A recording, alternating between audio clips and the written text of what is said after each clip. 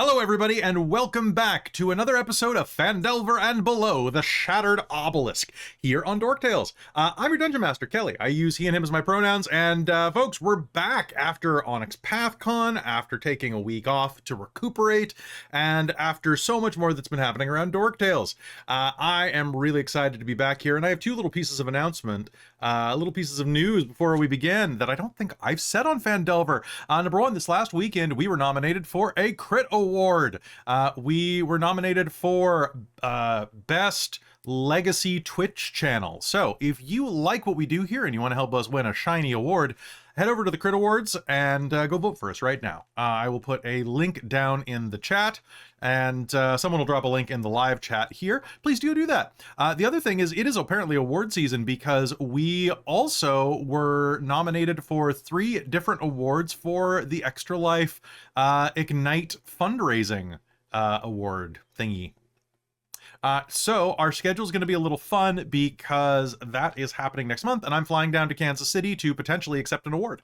So that'll be fun. It's really handy. My mom lives in the Kansas City area, so I don't have to pay like $500 for room and board after the expensive plane ticket.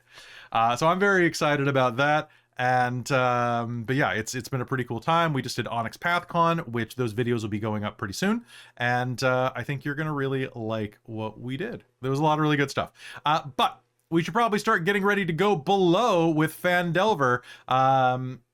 So let us go ahead and say hello to everybody, starting with Christine. Christine, hello. Hello, I'm Christine. I use she, her pronouns, and tonight I play Lady Alessandra Celeste Martine Barraquel, who also uses she, her pronouns, and is our ASMR Paladin Oath of the Watchers, who has a few too many eyes than she really should have now. That just helps you see your enemies. Next to you, we've got none other than the Caitlan. Hello, I'm Caitlan, but not biblically accurate Caitlan, like biblically accurate Lady Alessandra. Oof. ASMR. I feel like I should get a bonus to like perception. Oh, that would be so good. No, I think you would just be like, I think you'd just be kind of like distracted. I'm sure I could get used to it. I'm smart, see? Well, give it a level. I think so. Anyway, Caitlan. Hi, I'm Caitlan. I use she, her pronouns, and so does Anthea Briarfoot, the halfling artificer alchemist of the group, and her companion Squish. Squish is pretty dope. You know who else is dope? It is Amy. You dope, kid. Oh, hi, that's me. I'm Amy. My pronouns are she, her, or they, them. I am playing Lyric, the tiefling bard, with, I think, a level of, what do I say, sorcerer? Yeah, I think so. Yep. And with a recently restyled wig that is fighting me. I'm not sure I feel like about it. It's a little too ringlety, but here we are. It did its thing. I like that your hair changes every episode, and it's not even your hair. I think that it's clever. I think you're cool. You know who else I think is cool? Things. It's just tiefling things, right? I also think that Christa's cool. Hey, Christa. Hello, I'm Christa. I use they, them, or she, her pronouns. I'm playing Carmilla Alizarin, our Dampier fighter. I'm not feeling too hot today, so apologies for having different hair, but not a cool wig. And I love that Lyric tends to be our lawyer and now has a very barristery kind of wig, and it makes me very happy. Nice. You know what makes me happy? It's Chris. Oh, sorry, go ahead.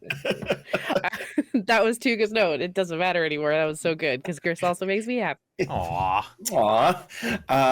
Hi, I am Chris. I use here they pronouns, and tonight I'm playing Sindri, our Way of the Ascended Dragon half-elven monk. And I am no longer I'm rock solid, but for different reasons than previously. I am no longer stone. So happy to see y'all. Let's go. It's Monday. It's Monday night. It's a cursed night, and I'm happy to be here. You know who else I'm happy to be with, folks? Our sponsor for the night, Bookwyrm Games. If you like dice, and who doesn't like dice, honestly, we have frankly, we have a problem. And that problem is we don't have enough dice. But we could get more if we went to Bookwyrm Games right now, where we would enjoy 15% off. We'd also get free shipping if we ordered 100 Canadian or more, which is like nothing in US dollars. You spend that much going to the grocery store, and you don't even get dice at the grocery store, unless you do, in which case, that's a pretty cool grocery store. But you could also get some groceries when you went to the dice store, because they have tea, they have edible dice, and they have a couple of other types of treat, as well as friends. You can buy your friends. You can buy your friends dice. You can buy dice for your friends that you buy at Bookwyrm Games, which is weird, but you can do it. Bookwyrm Games is a great place to get more than 170 different types of dice, from liquid core to resin to stone, gemstones, and wood, and so much more. And in a couple of months, they're going to have Dork Tales dice, because we're working on those this week, coming up with the designs and coming up with the color combinations. Michael from Bookwyrm has been sending me all sorts of stuff to go and look at and match colors, so that we can have like D10 sets, and we can have like Dork Tales, like the salmon-y color sets, and it's going to be real cool. So thank you to Bookwyrm Games for being an amazing sponsor. Folks, if you go buy from Bookwyrm Games, I'll also double any channel points that you spend the night that, like, the next time you buy them. Just honor system, you know. We believe in honor here, strength and honor, and lots of hydration. But with that in mind, I think it is about time for us to head into Phandelver and below. It has been a couple of weeks, so I'm just going to give everybody a quick reminder of why we are here and what we are doing. We have all traveled here to the to Talhund, an ancient dwarven temple, to the dwarven god of secrets and mining, Dumathoin. Dumathoin is a god that none of you follow, and this module really says, if any of them follow Dumathoin. I'm like, really? You picked a god that isn't even part of like the big pantheon, but okay, cool. It's not like if they follow Helm, but all right, cool. Is a god of secrets and lore and gemstones and stuff like that, but that's not why you're here. You're here hunting down pieces of a shattered obelisk, and there apparently is one here and one downstairs in the storage locker that is Talhundereth. Oh, pardon me, the Crypt of the Talhund is the one below, and there's another one down at Gibbet's Crossing. You have gone through here, you have fought several human mutates, you fought some weird triangle things called gemules. You even have fought something called an intellect snare. It's been a wild time. And hey, even, you know, Sindri got stoned and was out of the party for a bit. It has been a pretty wild time, and you have not even found that piece of the obelisk yet. However, last episode you managed to confront quite a few cultists, thoroughly trounce them using a giant statue as a battering ram slash animated shield, and real MVP move there, by the way, Lyric. And then you beat up an old drow, delivered him to his kids, and are on the way back to check on him before potentially proceeding further. Now, I know you guys got a little not wrecked, but shaken up in the last fight, so I'm not sure how you are feeling, but we are going to find out as we proceed. Does anybody have any questions, comments, or concerns? Always concerns. Did we do a short rest at the end? I think we were mentioning we were going to, but I don't know if we did that or not. You were heading back to do a short rest. Okay, cool. Yeah. All right. So, because as it was stated just now in the chat by Robin, it was Cultist Week here on Dork Tales, where everything had a frickin' cult attached to it. Enough that the people were like, there's a cult in Vecna, there's a cult in here. Yeah, there's a cult everywhere, man. That's the way it works.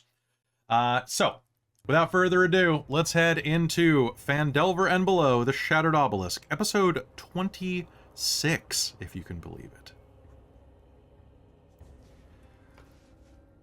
As you wander down the corridor, making your way back toward where you dropped off that drow father, you head into the room where there are a number of drow soldiers. They're keeping watch. A couple of them are tending to the wounds of the dispatched older drow. And as you reach there, the two brothers, Caitlan and Nyanthadel, are observing their father as well. As you enter, the younger of them smiles a roguish grin and stands up. Ah, welcome back. How good to see you. Thank you for delivering father to us. He's, he'll heal. Yeah, I was trying to pull the hits, so I'm glad he's okay. Hopefully you'll knock some sense into him with that. I've never been told I'm able to do that, but maybe. Well, it wouldn't be the worst thing that happened to him now, would it? Yanthdal will stand after looking over his father one more time. Well, now that that's taken care of, as promised. Here. And he is going to offer out a trinket to you. Who's going to reach forward and grab it?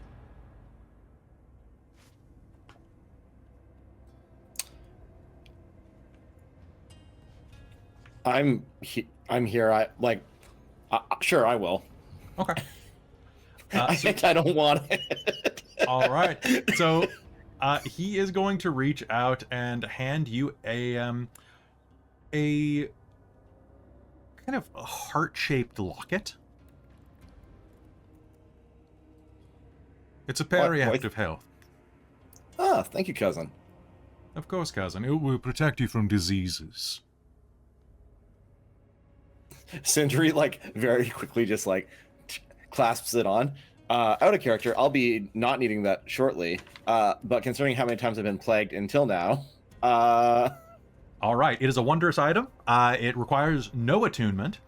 You are immune to contracting any disease while wearing this pendant. If you are infected with the disease is suppressed while you wear this. Thank you very much. It's very kind of you. There's no kindness in it. You did us a service, and we're happy to meet you part way. Well.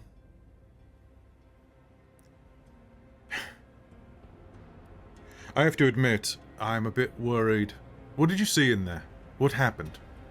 All we know is that our battered father, and good work by the way, was dropped off by Lady Alessandra.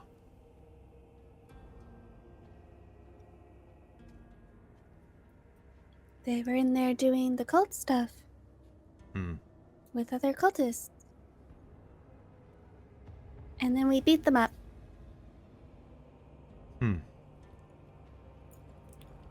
That is essentially the brief summary. Yes. Well, I suppose that brevity is the soul of wit. Do you know who is leading that group?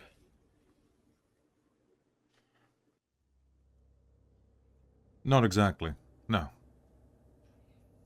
I'm not sure if they had some type of central council or something like that, but it seemed that they,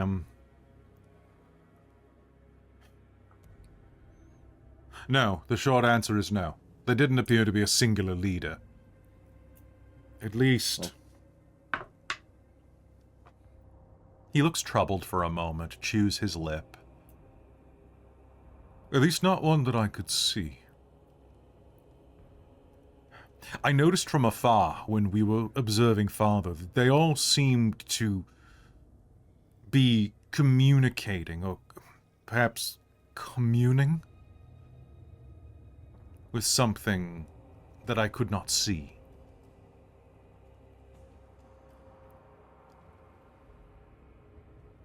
I mean, if they're all tapped into the same mind energy that everything else here seems to be, it wouldn't be surprising to me, I suppose. You don't think so? Do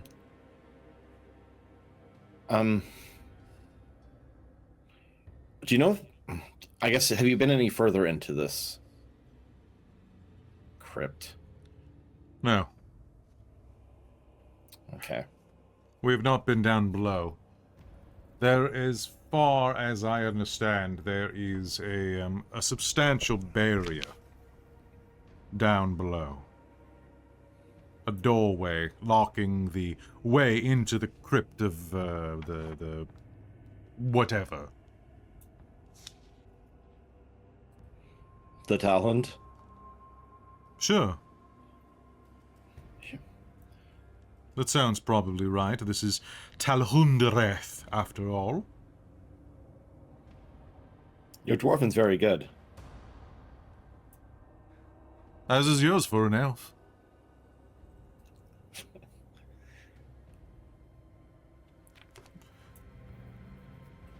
But your ears are a little bit short.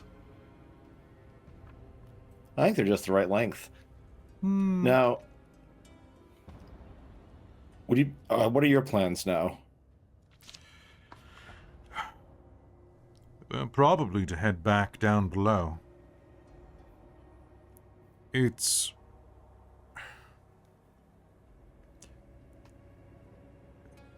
Now that we have reacquired Father, there's no reason that, we shouldn't simply, head back down below. Did you come up through Gibbet's Crossing, or? Yes. Have you been? Not yet. I mean, theoretically, they came up through Gibbet's Crossing. I'm going to break kayfabe for a second, because it seems like... So that's to Talhundereth. I'm guessing that's to the Underdark. The book is really vague. It says that they came in through there, from the Underdark, but that they also propped the front door open. So, we're going to say yes. We're going to say Perfect. that there's an anti-door, maybe. So, we'll... sorry, I just wanted to address that real quick, because it's a little confusing. But anyway, yes. Can you tell us anything about it? Yeah. About Gibbet's Crossing, it's fairly, well, generally on the way down there, Gibbet Crossing can be mostly avoided. At least if you're headed to the Underdark, which, if you are, there are quite a few places down there you would be welcome. Unfortunately, you the least of all, but the females traveling with you would be far more welcome. Drow society and all. I don't think we're particularly going that way. But we'll keep that in mind. Gibbet Crossing is, it used to be a crossroads where Drow, Durgar, and Deep Gnomes kind of lived and communed together in a trading hub. Gibbet Crossing was named, actually, because the Durgar were able to create these very fine, collapsible cages. You can imagine what they were used for. We provided them with security in exchange for inclusion in the mithril provided by the Deep Gnomes. It wasn't particularly pleasant. There was a lot of tension, and it was shattered when the Mind Flayers arrived. Now it's mostly overrun with monsters and thieves. Still, if you're looking for some treasure, it's not a bad place to pillage. Now, when you say monsters, are we talking Mind Flayers? Or are they long gone? Oh, they're long gone. Those fucking bastards are long dead. If you don't mind me saying. He looks for a place to spit, realizes that the only place is basically on his father, and goes... But, as far as monsters down there, you're looking at a lot of undead. And what else? Oh, don't forget the ropers. You're going to see ropers down there. And well as, gricks. Love a good grick. Oh. Yeah, we kick their butts. We know how Good, to then handle Grix. Good, you'll have a lot of fun down there. I mean, fighting's not my favorite, but I'm getting pretty good at it. thanks. Apparently so. They gesture to their battered father. I think we need to bandage ourselves and take some time. I think we'll be setting up shop around the corner if you don't mind. I don't know how long you plan on staying for, but if you care to join us in camp. No, you're more than welcome here. You can even share the kitchen with us. We're happy to supply any accoutrements for your supplies needed. We also have cooking gear, if you didn't bring anything good. I have spices. That's all I really brought. Fair. Well, Rations. what type of spices did you bring? Well, pepper. A whole bunch of peppers, actually. Peppers? Yeah, well, different peppers taste different and have different levels of spices, right? Oh, that sounds quite intriguing. Not very many peppers grow in the Underdark. We mostly use funguses and rock-based spices. Oh. I would love Well, to barter some peppers with you. Yeah, okay. How do you handle your spice? Like, tolerance-wise? Oh, I'm quite adept. My brother's even yeah? better. Oh. He jests because once I accidentally snorted some pepper up my nose in the middle of a drinking contest. It was, most unfortunate. Actually, it was most funny. I thought you were going to fucking die. Oh my goodness. Yes, it was most intriguing. Look, if you're looking for a place to rest, there are a number of them here. Use any of the bedchambers to the north. We're not exactly certain what's inside. Look, if you'd like to, you can stay. There's a library to the south there. Oh. Cool. But there were also all of those bedchambers to the north. Wherever you'd like. Yeah, they didn't look very comfortable, though. The beds were all made of stone. Like everything else. Good lumbar support, though. Yeah, if you need it because you're old.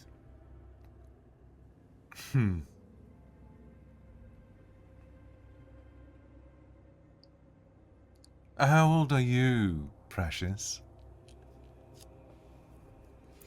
It's not very nice to ask a lady her age. I just wanted to know whether or not you'd like something a bit more comfortable. Oh, I don't really mind. I'm pretty small, I can fit anywhere. Fine. Well, enjoy your stay. And Thanks. sorry that the help isn't more receptive. None of them speak common. Sindri will just give them a big hello in Elven, and Hey, how you doing? How you doing? They're gonna Good. say in Elven. good. How you doing? You know, like, yeah, you sure fucked up the boss, man. Look at him. Was this you?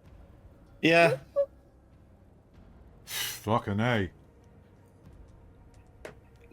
All right, we'll let you go. We're gonna let you. We don't want to keep you Hey. over unit hours, you know. Yeah, you know, like, hey. It's 11. We try and keep it to the French schedule, it just never takes. Sindri will check out the peek his head in the library down south. In the library down to the south, you are going to see that there are shelves covering the stone walls of this room from floor to ceiling. Sagging books that have been reduced to little more than scraps and dust that fill the shelves, although A few books that are bound in metal have survived the long years of abandonment.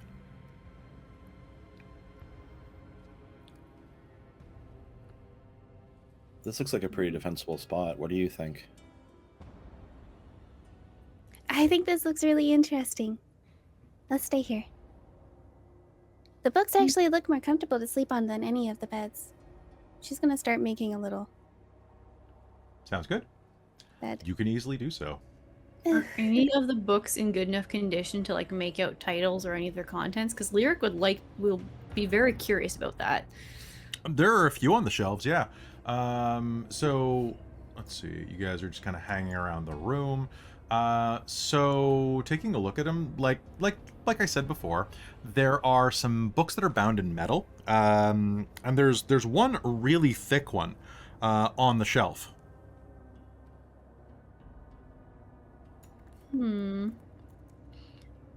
That one seems interesting. I'm just gonna go try and pull it off. Sounds great. You are going to pull it off, and I would like an initiative roll, please, as suddenly the ground begins to shake, and a pair of stone elementals rises out of the ground and roars God at damn you. it! Oh, my bed.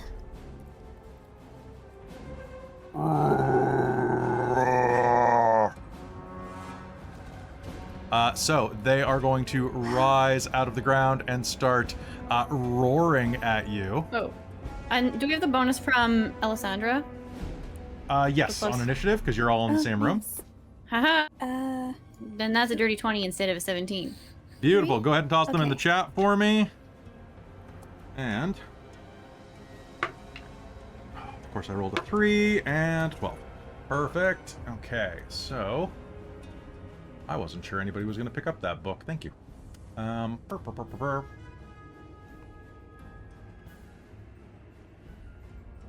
All right, the two elementals are going to rise out of the ground with a groan as the front cover of the book is going to flare to life. A magical glyph is going to burn away.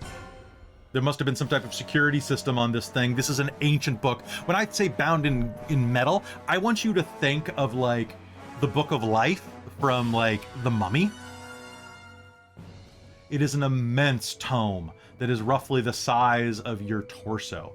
So looking at the initiative right now, I have a 21 for Anthea. Then I have Lyric with a 20. Then I have... Okay, then I have Elemental 1. Then I have a tie between Ella and Sindri. Then I have Carmilla. And then I have Elemental 2 because I rolled a 3 and they have a minus. Never mind. All right, top of the initiative, Anthea, these giant golems, well, they're not golems, these giant elementals rise out of the ground, grinding into place next to you. What do you do? Oh boys. We're so tightly packed in here. Why not do a firebolt? Why Sounds not? good to me. Let's do it. Give me an attack roll. Yep. Okay, and you are more than 5 feet away from each of them, so let's go ahead. Yeah. Yeah, I was just... Now, are you Oh, attacking there? You are basically equidistant between a pair of them. So are you shooting Yeah. left or right, or west or east? Probably... North, south, east. East? Okay. Yep. I had to figure out which way I was looking. I was like, Left, she's right, looking this way. Which way you doing? her Which way left, you so doing? east. How you doing? Yeah. That's 24 to hit. 24 to hit is absolutely going to hit one of these guys. Roll me damage, and don't forget your alchemist bonus. Yeah, thank you. Well, I could have rolled better, but that's a 4 and then a 5. I should have used dice that I could actually also see what the numbers are. So that's a 9 plus, oh, I'm so sorry, a plus 4 plus 4 is 13. 13, all right. Fire damage. Your firebolt is going to impact the side of its stony exterior. This thing looks like a pile of rocks that have been stacked in the shape of a man, but all are merged together by magical energy, and you're going to see like a handful of stone just ignite and shatter against the wall as you hit it. That worked, actually. It was a good hit. Nice. What would you like your bonus action to do? I just want to sleep. Squish, your turn. Oh, squish. 14 to hit. 14 to hit is... You have a determination, which means that Squish does. Oh, okay. Yeah. Plus, let's use determination to make it a... Oh my gosh, my mouse. 17. 17. Hey, look, Yep. that's a hit. Somehow, magically. I didn't know. Magical. I didn't know if we had, if it had gone up or not. Whoa, my gosh. Not quite yet. Ka-cha! Oh, 4 plus 3 is 7 force damage. 7 force damage. All right, another hit slams into this creature. It is doing not great, but you know, it's surviving. It's doing okay. You know, that's its life. It's the Patu is going to punch a hole in the side of its rocky carapace, which is going to slowly fill in with sand. Lyric, you're up. What do you do? I'm going to cast Grease right next to me, underneath this. Okay. The one that's on the left side of the room here. Okay. Do I have to roll as soon as it's cast? Yeah, okay, so when it appears, each creature standing in its area must succeed a dexterity saving throw or fall prone. So that's a DC. That's a 3. 15. Okay, so this big hulking thing has fallen prone. Unless it's immune to being prone, which would suck. It is going to fall prone. I'm just going to hurt them more. Can Lyric and Lady Alessandra make me a dex save, please? Gosh. I can try. Splashes. Basically, it's just this thing weighs 1,000 pounds and it's falling right next to you. Yeah, it makes Oh. sense. Okay. Dex save is a 19. You are fine. You're going to jump out of the way. Woo! 13. Okay, so that's 13? a 10-foot cube or a 10 square. Not a cube because that would imply it's tall. Okay, Alessandra, you are fine. 10-foot square. Centered on a point within range. That range is up to 60 feet. It is right smack dab, so it doesn't hit the grease itself is not. We're not stepping on it. Okay, sounds good to me. And then bonus action is one of my bardic inspiration. Man, casting grease at level 3 feels absurd, but you know, you gotta do what you gotta do when you're low on spell slots. It's true. And I'm going to bardic inspiration to. That's gonna go to. That's gonna go to Alessandra because she's right next to Lyric. Sounds good to me. All right, bardic inspiration to Lady Alessandra. And it is the elemental's turn. The elemental is going to groan and stand up. What are the rules for standing up in Greece? Or is it just that it has to make a save whenever it crosses through a space? A creature that enters or ends its turn there must also succeed a dexterity saving throw. Okay, or fall so it's prone. even there. Okay, so it's going to stand up and is going to roar and fire 2 attacks at, I guess, Lady Alessandra. No, you know what? Lady Alessandra didn't cast Grease on me. It's Lyric time. Oh, balls. Lyric, does a 12 hit you? Shockingly, no, it does not. Okay. All right, so does a 14? No. Okay, this thing takes 2 tremendous... God damn it. It takes 2 tremendous swings at you going... You are going to dodge out of the way of the both of them, and it's going to try to take a step toward you. Its heel's going to touch the grease, and it's going to go prone again. Grease coming in clutch. Clutch. Okay. Then it's going to be Carmilla. Woo. Cool. Yeah, I'll take a couple swings at this guy next to me, please, and thank you. Absolutely. Oh, yeah, that's an 18 and a 19 on the die. Yeah, those are absolutely going to hit. Assume that hits. Cool. Oh, and sorry, I'm using my mace. Beautiful. So that is going to be a D6, right? I assume these things are not undead. They're not undead. Oh, that's almost max damage. So that is 7 and 4 is 11, and 10 is 21 damage. 21 damage is going to smash into this one as you take 2 swings with your mace.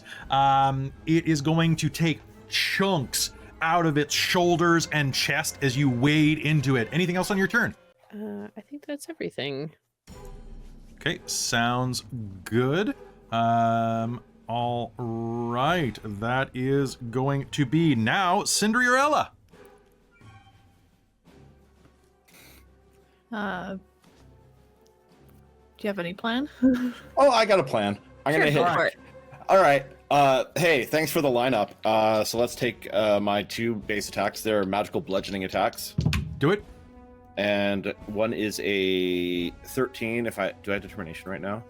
You do. All right, I'll spend my determination to make that a 16.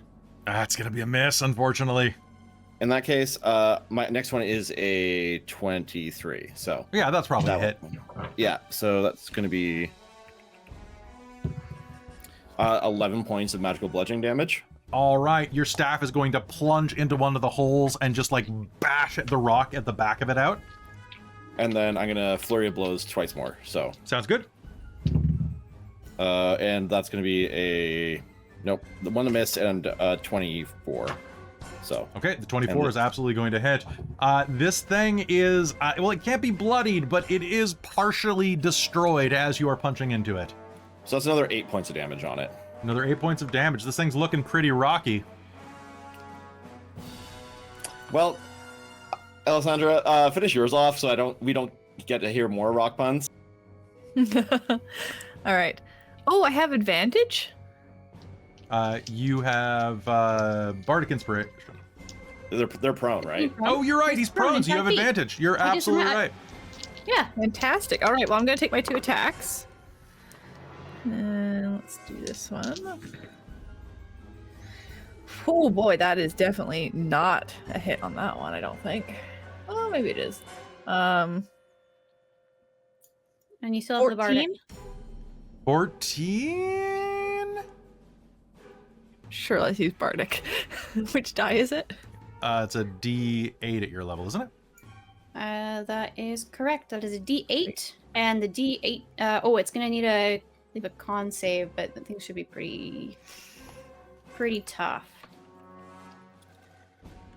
Make that a 16. A I rolled a 16? Well, you know, Fine, Chris just had my determination too. Okay, it did just fail its con save, though. Because it only had a 12 with con. Incredible. So that's 2 points of thunder damage. You are going to see that actually does more than 2 points of thunder damage somehow. Part of it blows off from that little floating note. It looks like it doesn't like that at all. It's going to let out a roar that kind of buffets the ground with... All right, 8 points of normal damage. 8 points of normal damage, perfect. And the other attack, I did 27 damage, like 27 to hit. Okay, yeah, that's a hit. And I managed to do 8 damage again. Another 8 damage, all right. Bash, bash Minimal. with your sword. Do you have anything else you want to do as a bonus action? No, there's no point really doing Tunnel Fighter because they can't really move by or around at all. That's fair. There's no space, so. All right, sounds good. Then that's going to be your turn. All right. Elemental number 2, the one that is getting pounded by Carmilla and Sindri, is going to take 2 swings at Carmilla. Oh, god damn it. One of them is going to hit. That is pretty sure. That's going to be a 27 to hit. The one that misses, I would like to use one of my new abilities because I just realized I can Ooh. actually use it here. When a creature misses with a melee attack, I can use my reaction and expend a superiority dice to make a melee weapon attack against the creature. Oh, do it. Do So it. Do do it. your damage, and then I'll attack. All right. The first hit is going to slam into you for 12 points of bludgeoning. And then it's going to try to line up the second shot, but you're going to be able to swing under its arm. And sorry, that was 12 points. 12 bludgeoning, yes. That is a nat 20. Oh, who gets your inspiration? And let's do it.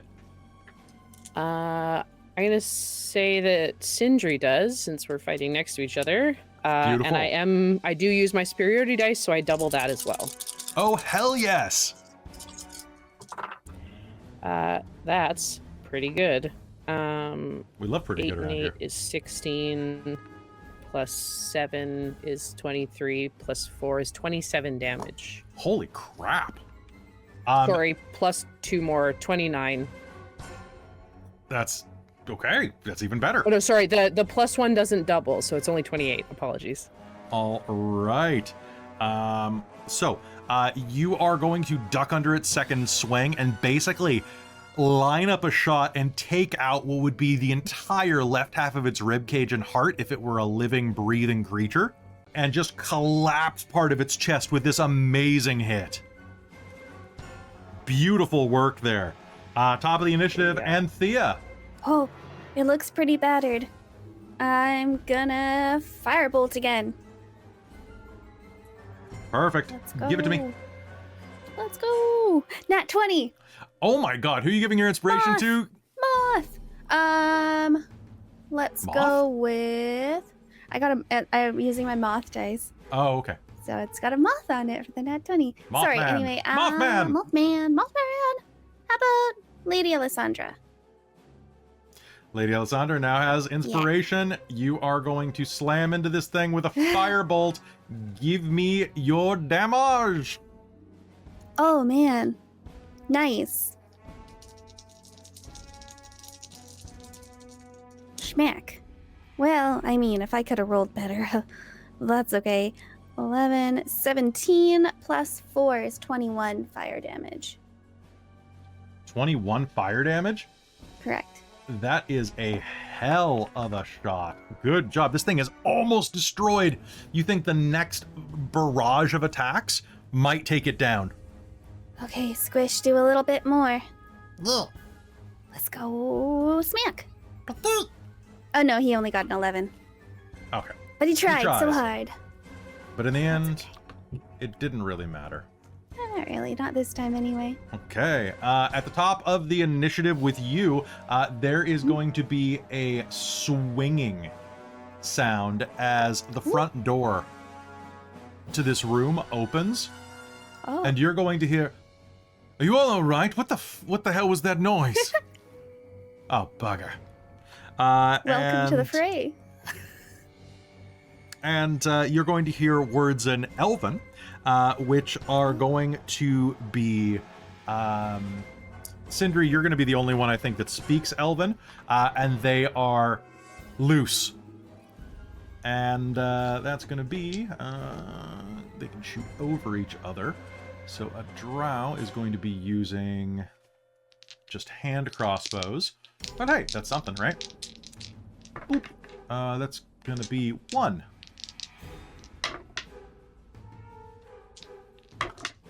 And that's 2 points, 2 hits to it. Okay.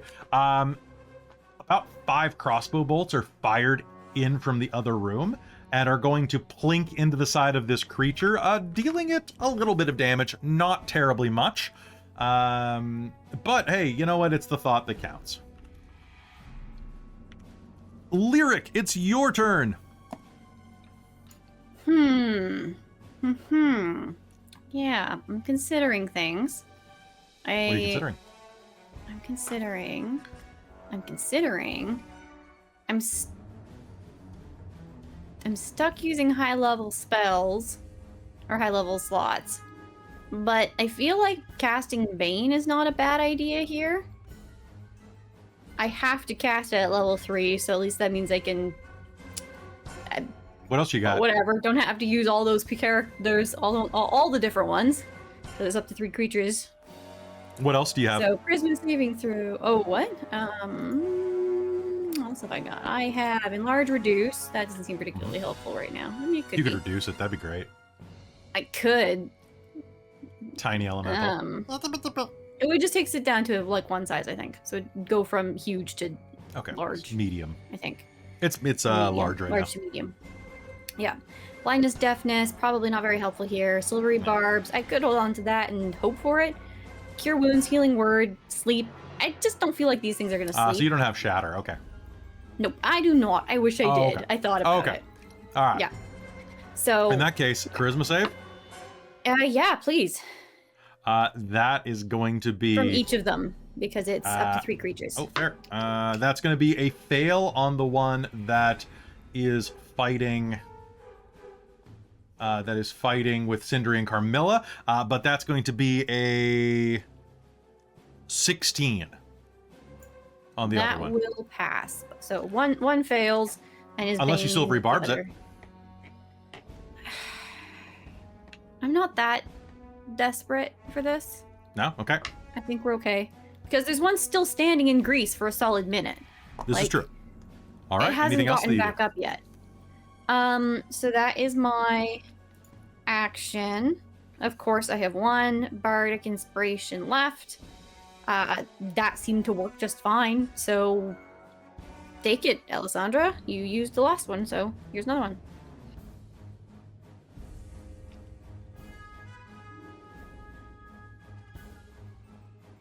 All right. Now I gotta ask you guys, how crazy do you like your games to get? Yes. Cool. Cool. Yes. All right. It is the Elemental's turn. The Elemental is going to look at what is going on, look at Alessandra having critted it, is going to spend a hurt them more. And Alessandra, what's your AC? Sorry, what? What's I your didn't AC? crit anything. Didn't you crit against it last turn? No, Oh, okay.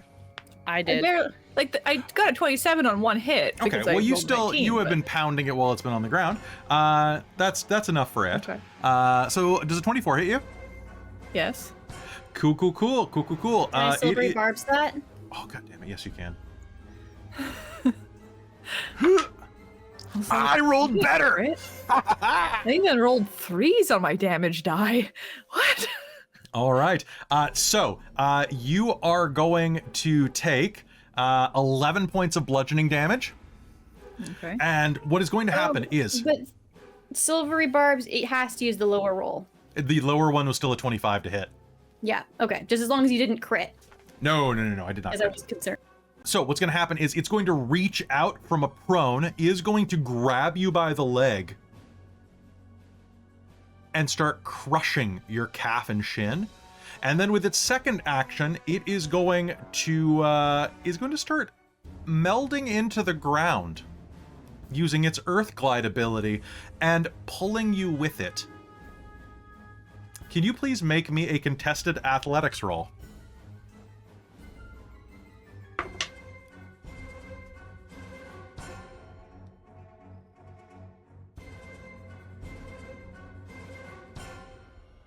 What'd you roll? Would you roll? No, what'd you roll? What'd you roll? Did you roll a 1? 8. 8? I got an 18. Okay, so Alessandra is going to shriek as this earth elemental begins melding into the ground, pulling her with it like it's quicksand. Oh, so you're melting into the ground too. Yes, Wow. because it Remember, doesn't say that I... You have my bardic inspiration, so you have another D8, and you have, I'm giving you the advantage from the silvery barbs. I Alright. think at this point we've already heard the response of Yeah. what. But in terms of the next thing, the horrible thing that's going to happen, it might be useful. Fair. Oh, actually, so in that case, you did have the advantage from Silvery Barbs. So I thought that was like an act- inspiration for like attacks. Nope, Silvery Barbs gets used on the next roll you make. So please re-roll your athletics check. We're not using that one. No. Nope, you use the better of the two. Yeah, we're not using the nat one, thank you. Okay, so Earth Glide normally means that it can move through the ground without disturbing it. I spent a hurt them more to make it more cinematic, so it's pulling you into the ground with it, and is going to be much more dangerous. That is Earth Elemental 1. You are half submerged into the ground, melding through like it is mud, but somehow you are passing through the solid stone. Carmilla, you're up. And your not girlfriend is being absorbed into the ground. Oh, geez. This guy in front of us is looking pretty rough. Oh, right? man, he's looking pretty, like... you know what? He's definitely... There's so many puns I could use right now. I'm actually frozen from how many puns I could use. You know what? If I were looking this rocky, I wouldn't be as bolder as this guy. Amazing. Okay, well, I'm gonna do 2 attacks. Okay. One is gonna be a nat 20. God damn it, Christa. And Yeah! All right. this is, more, this is more nat 20s than I've rolled this entire campaign, I think. Your dice are like, then heard you had a bad day, champ. Exactly. And then plus above 20 Okay. on the other one. Let's roll the damage for the first one. Tell me what you get. I'm going to use a superiority die on the crit. But I just want to decide which I'm going to do.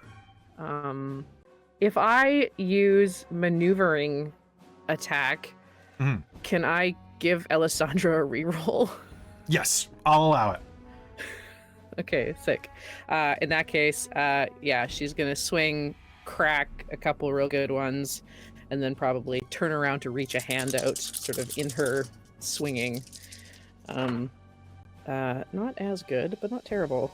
That is 10, 11, 19, 23, 24 damage. With the on first one? On the crit. How do you do it? Yeah. Okay. Technically switches up there. She sees behind her Alessandra being sucked into the floor, and she sort of drops her mace and just cracks this thing up against the ceiling to shatter into pieces. It's a rock on the slide. Swing down, she flips the mace around to hold out the handle to Alessandra. You sure you use the mace? You don't just do you don't want to do hand to hand? She's slightly far away. You're only 5 feet away. That's fair. She'll spin towards and clasp a hand and pull. All right, so Alessandra to reroll. would you? All right, who gets your advantage? By the way, Ella has advantage already. Sindri has advantage, so it has to go to Lyric or Anthea. Lyric, you've been inspiring everybody. I'm gonna inspire you. Woohoo! Just crit problems. All right, Alessandra, please make me another athletics check against this guy. Okay, so you said I had advantage again? Didn't I use it last time? Did you? I gave Well, you. I gave you my crit. So you have a point of inspiration, combat inspiration. Oh, okay. inspiration. I see. So you got All too right, many I'll use the other boosts. dice and hope that one of them is nice. Okay, so you can roll this with inspiration if you want to use that.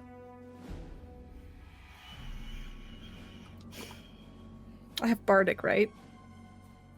I think Still. you do have another bardic. Yes, Lyric gave you her last one. My dice are determined to not roll well. Like, literally, on inspiration, I rolled a 2 and a 4. Oof. Bardic I rolled full on, though. So that's 12, 16 total. All right, 16 total. That is going to be enough because I rolled a nat 1. So it is starting to pull you underground. The ground begins sliding up your chest, over your armor. You feel it press against your throat and up your chin. Your hands is still up, and then you feel a strong hand grab yours and pull, and you pivot your hips, put your foot down, and press up, sliding through the rock magically as it closes behind you. And as that occurs, Carmilla, you're gonna be able to pull her free. I'm gonna spend a hurt them more though, and say that this thing is going to with a roar, explode out of the water, or out of the rock like it is water, and start going like swimming toward you, and is going to take an attack sequence again. All right, so one of them is going to hit. One of them is going to hit Alessandra as she is pulled free, and the other is going to hit Lyric. Oh, no. Okay. Okay, so that is going to be 12 points of damage for Alessandra. As you climb away, you are hit in the hip, being knocked over into Carmilla, and the creature is going to roar and backhand Lyric against the wall for a 15. For 15, I should say. Can I take my second attack on it? Yes, you may. Okay. It was a 14 plus 8. That is going to be a hit. Roll me damage. 2. And I think I'll use my another superiority die, but I will use it to give it distracting strike, so the next attack on it has advantage. Sounds good.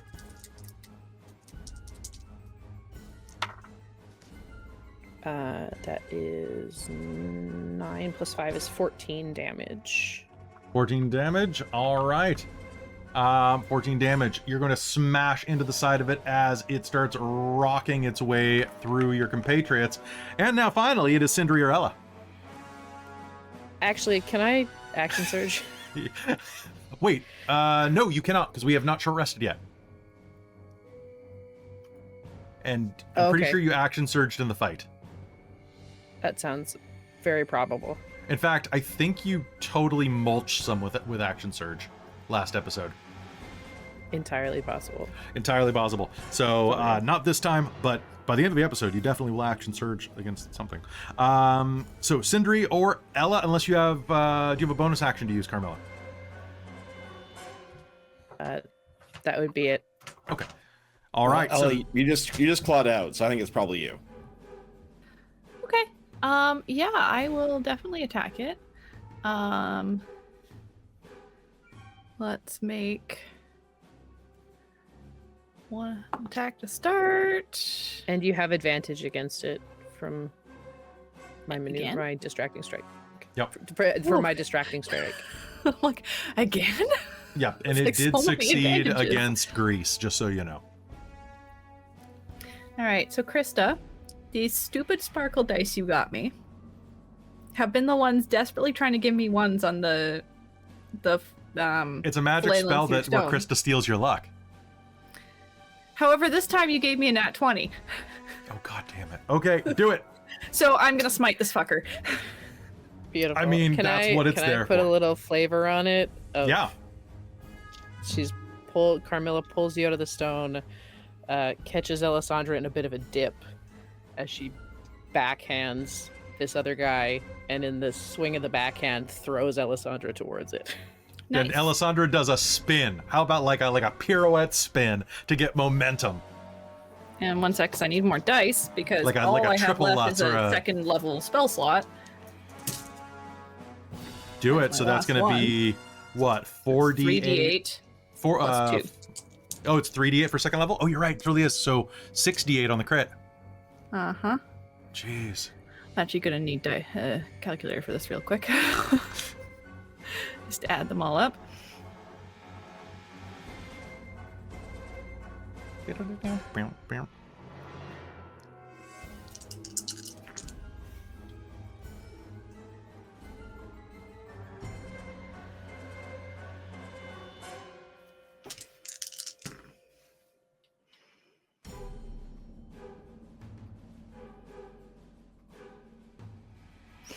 $54 points of damage, please.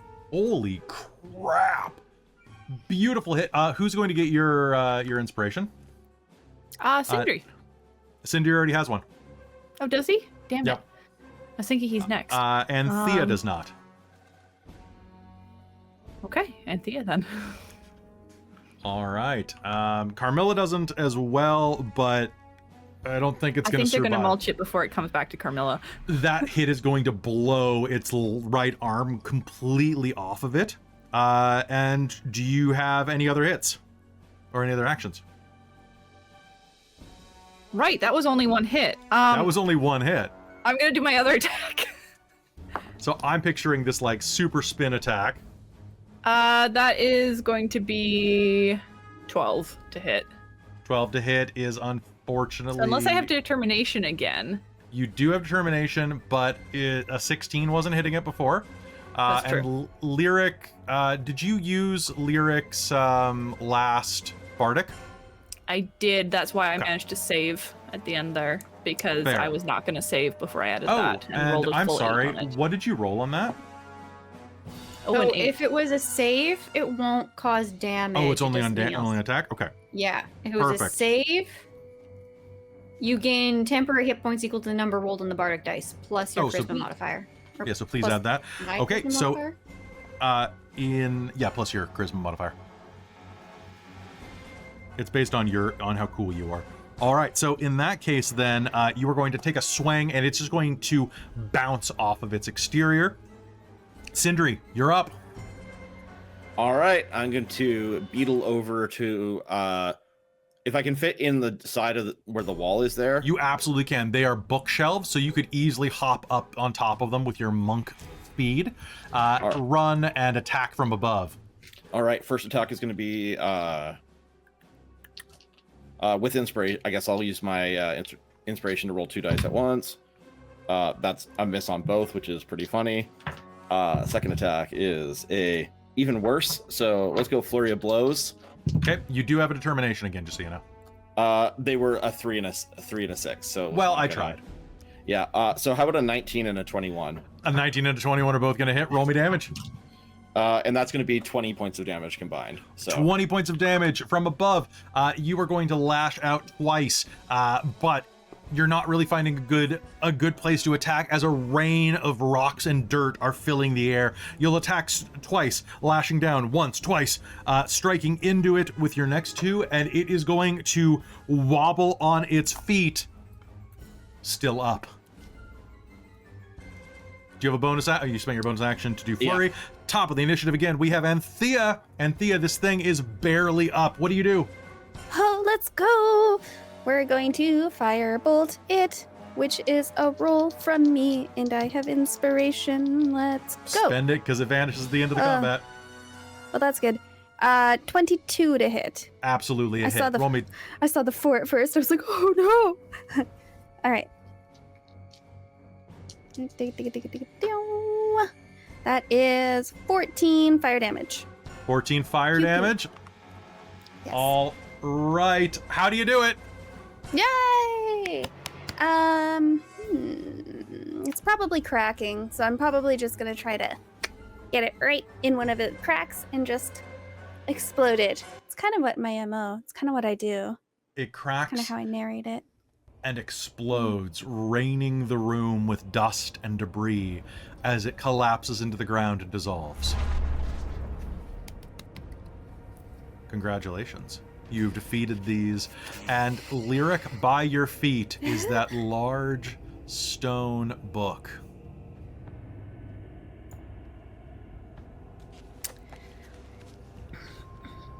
Does someone else want to try the book? Or should I just go for it at this point? well, what are the chances that someone's another 2? Right? At least I'd say 30%, go for it. possibly? Sindri pokes it with his quarterstaff. It Lyric's scoots gonna across the floor. crouch down and try and flip it open. You flip it open and see that it is full of dwarven runes. So I can't read this at all. Oh, Sindri? sure. Yeah. Spins it around. Taking a look at it, Sindri, you're going to see that it is a book in Dwarven titled The Granite Ledger. It's a compendium of Talhundereth's secrets. Flipping it's- through it. Go ahead. Oh, it's about here, this place. Cool. Sindri will sit down cross-legged after sweeping aside a little spot and just kind of gently flip the pages without really trying to touch it too much. It is basically made of like stone pages. I'm going to say it's stone pages because those are rad. Looking at this, you are going to see that it has a full list of everyone who is buried in the crypt of the Talhund beneath you. And in Dwarvish, it's all in Dwarvish, it also tells you how to open the crypt's entrance. Apparently, there is a rather specific technique that would have taken you a very long time to open. A series of dials and carvings depicting faceted gemstones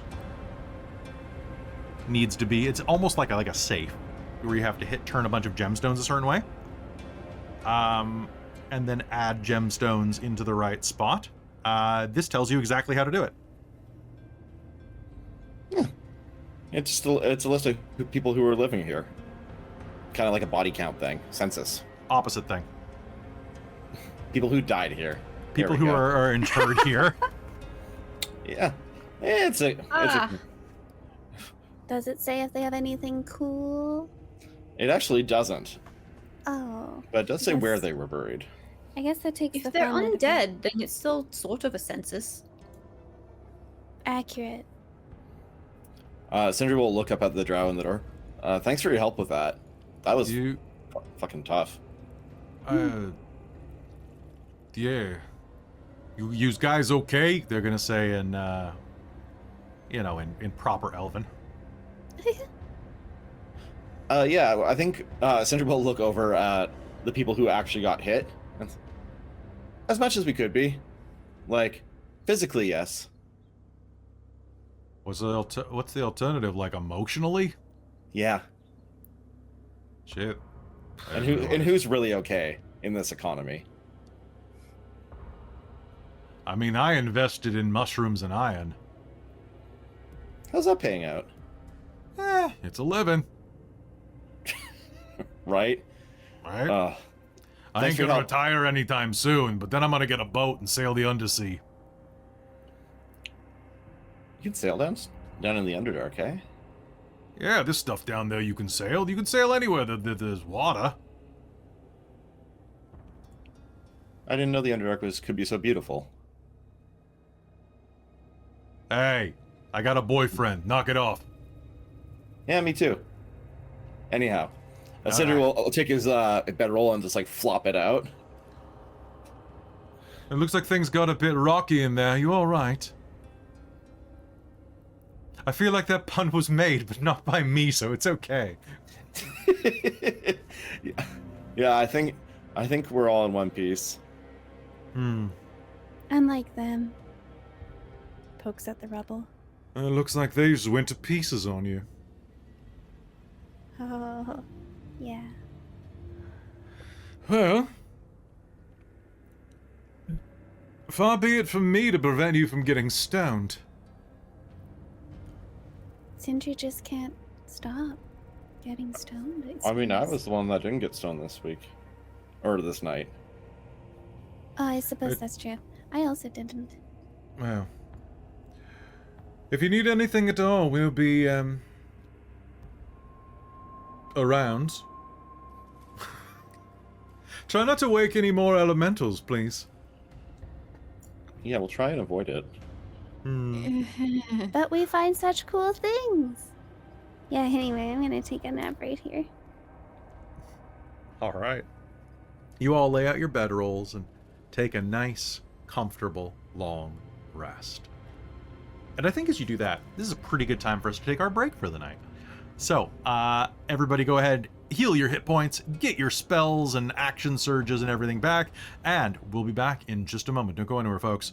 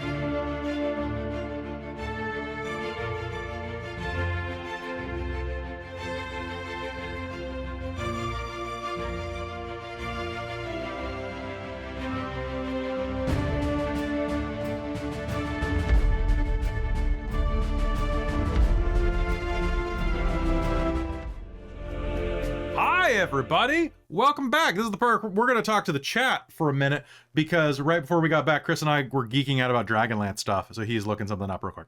So I hope you're all having a good time here. What's the end of Raw was really good. Christa's a fan of wrestling. I haven't watched it really in like 2 years, but Are you a Roman Reigns fan? I am just to be contrarian because Yeah. I agree he is very overhyped, but I also agree that he's not as bad as everyone thinks. Everyone just says he's really bad because he's really overhyped. Have you watched the Super Eye Patch Wolf video on YouTube about Roman Reigns? But now he has the best hype man in the business, so he's really going to be overhyped. Oh, his cousin? Yeah. Oh, I think I have actually. I think I watched it with my friend. It's so good. Like all of Super Eye Patch Wolf's wrestling videos are top tier. Guys, if you need something to clean your house to, that's what you should put on. Especially his like the art of Japanese wrestling video. It's so good. Yeah, we know Christa's glitching. Christa's always glitching when it's like 8:30. That's what she does. All day, every day. Yeah. Oh yeah, cool. That I'm not gonna repeat that out loud, Chris, because it is a spoiler for a 40-year-old book. But isn't it like it's like 40 years, right? Like it came out like in like what 83? When did look it up? When did Dragonlance come out? The originals. My producer is telling me that it came out in. When is it, Chris? Dragons of Autumn Twilight. What do we got?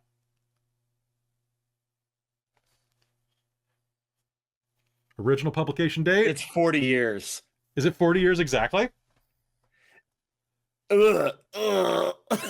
Jesus. No, I read it as a teenager, but that was still like almost that was like 20 years ago. It was 20 years ago when I read it. Mm-hmm. So at that point it was a 20-year-old book.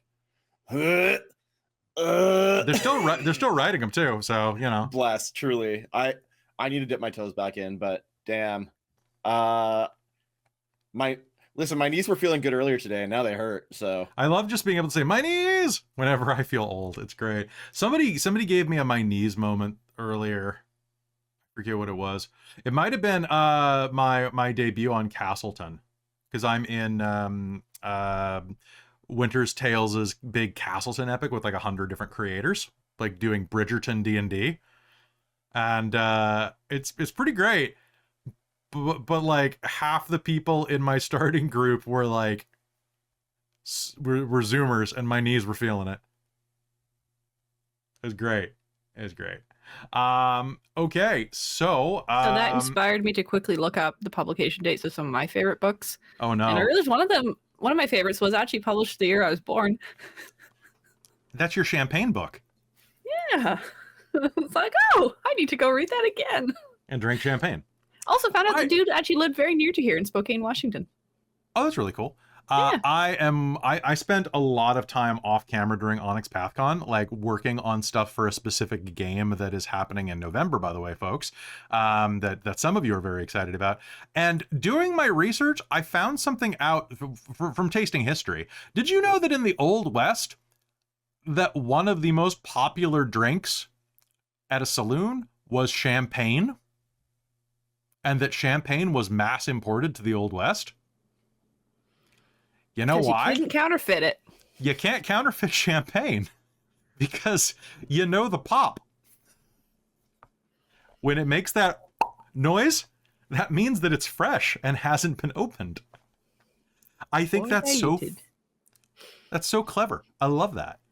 I love it so much. That makes sense why like sarsaparilla was created, because it also has like a natural carbonation. Does it? What's in sarsaparilla?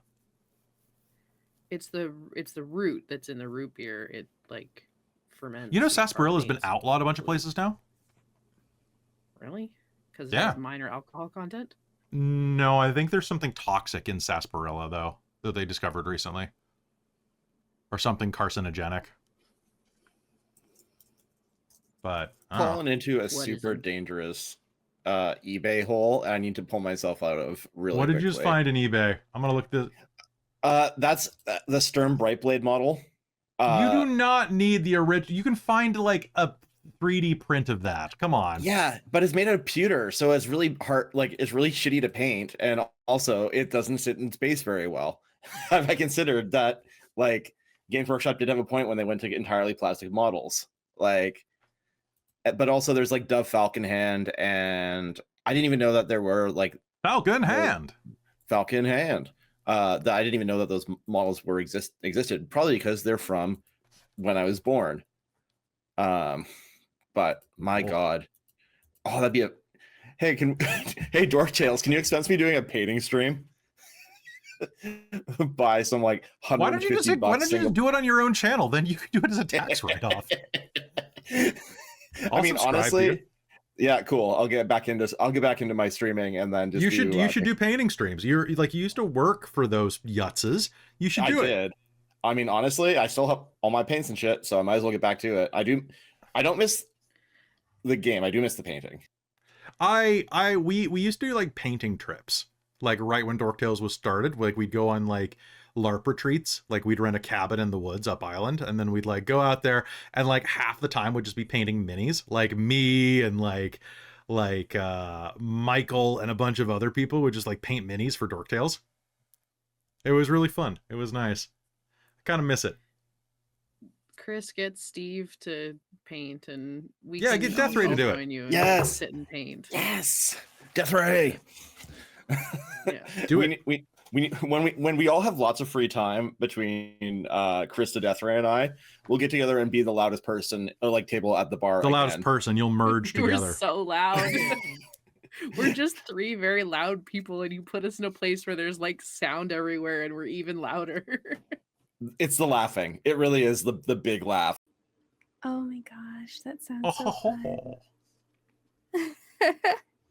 All right, folks, I think it is time for us to pop back into game and figure out what we're doing for the rest of the night. Blah. All right, folks, without further ado, I think it is time that we head back into Phandelver and Below the Shattered Obelisk right here on Dork Tales. Y'all ready? A 5, a 4, a 3, a 2. Hello and welcome back to Phandelver and Below the Shattered Obelisk here on Dork Tales. With your allies outside of the room, it's actually a pretty easy rest. You all will sleep dreamlessly throughout the night. And when you awaken in the morning, can I get everybody here to roll me a d20?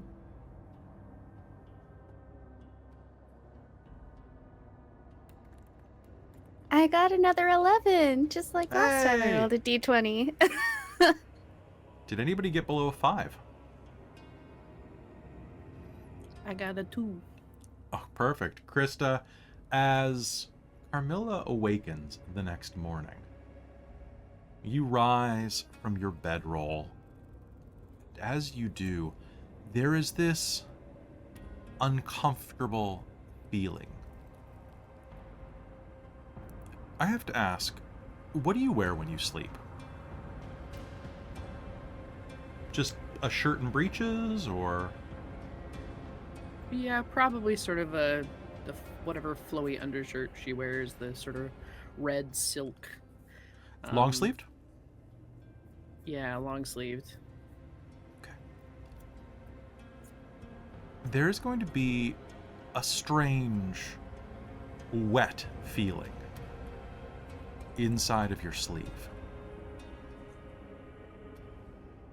And as you rise that morning, you are going to see a pink, milky liquid dripping down your wrist. Just roll the sleeve up. As you do, there is a slime that connects your shirt to your flesh. As if some point in the night you started to slightly dissolve.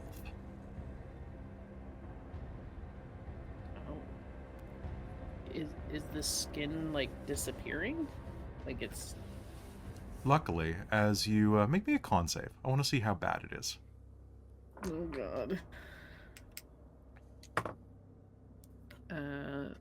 not the worst, but Okay. not great. That's a... Oh my god, why is that text so small? Oh, actually, that's really good. It's an 18. Okay. So it's not comfortable. But as you slowly and with trepidation roll your sleeve up, you're going to see that the flesh of your arm is fairly pink. As if you were a normal person, it would be if you had like a slight sunburn. Or a bit of a flush to your cheeks from alcohol. Like that level of pink. Not terrible, but a bit of, it looks like you've lost the top layer of skin or two. It's only up to your elbow, though. And only on one arm? Only on one arm. Specifically, the side that you use to brace your pillow. The side that's touching the floor of this room. Everyone, I think another strangeness has happened.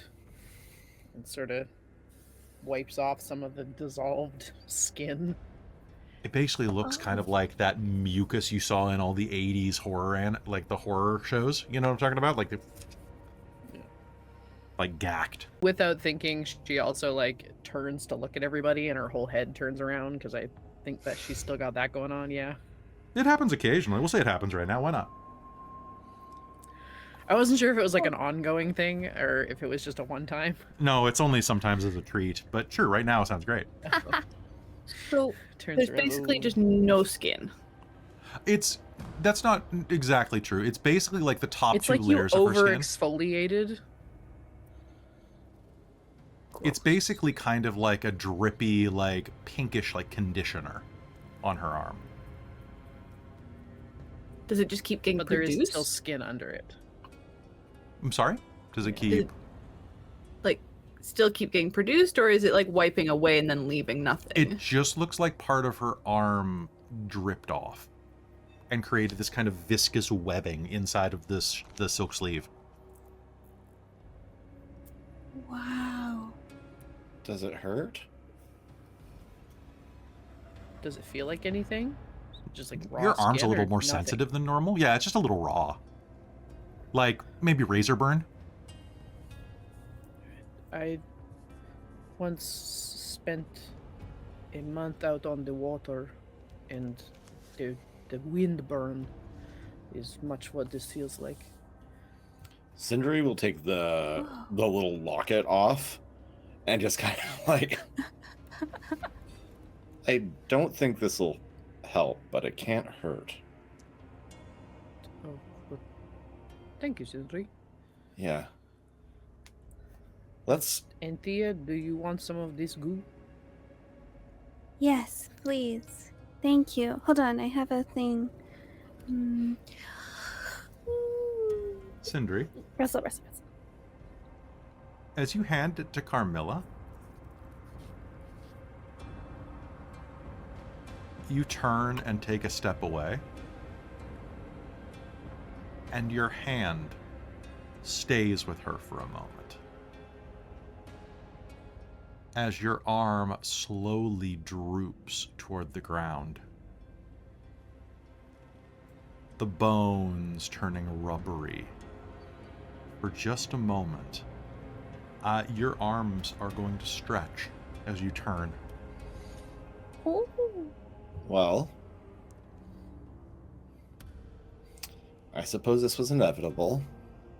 You can touch your toes really easily now, though. I could before, too. Yeah, but now you don't have to bend over. Yeah, well, let's finish our work here. And hopefully end whatever dark contagion that's spreading amongst us. Because this is a neat trick, but I would like my arms to, like, flicks them a little bit. Stay where they are.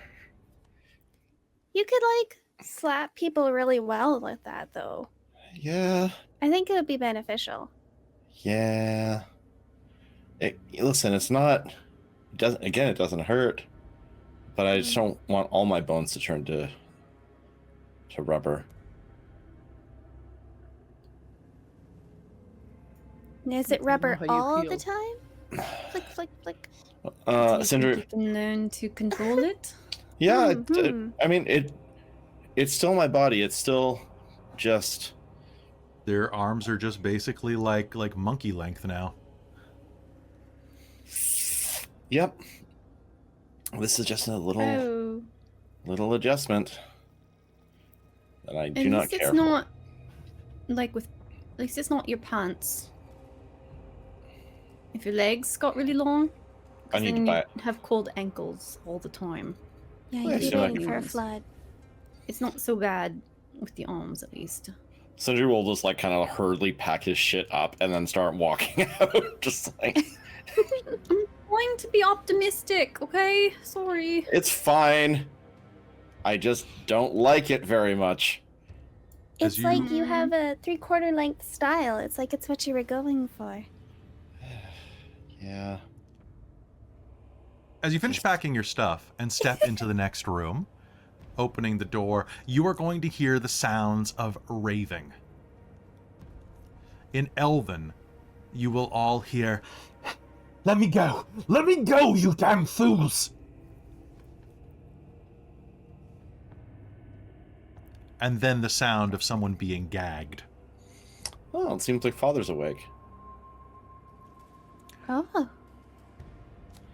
The drow Um, have packed up as well and are preparing to leave. My friends, it sounds like I think your situation with your father continues. Yes, it's a very sunny day down here, the elder says. We will take him back, and hopefully one of the priestesses of Lolth will be able to cure his mind.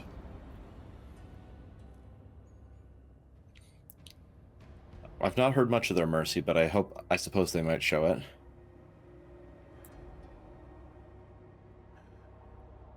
Perhaps we'll be able to find another way, but for now, at least he's mostly indisposed thanks to your tender ministrations. Well, good luck, and if we do cross paths again, it'll be a pleasure to see you again. Yes. Yes, it would. You, Well, cousin, make sure that your grasp does not outpace your reach.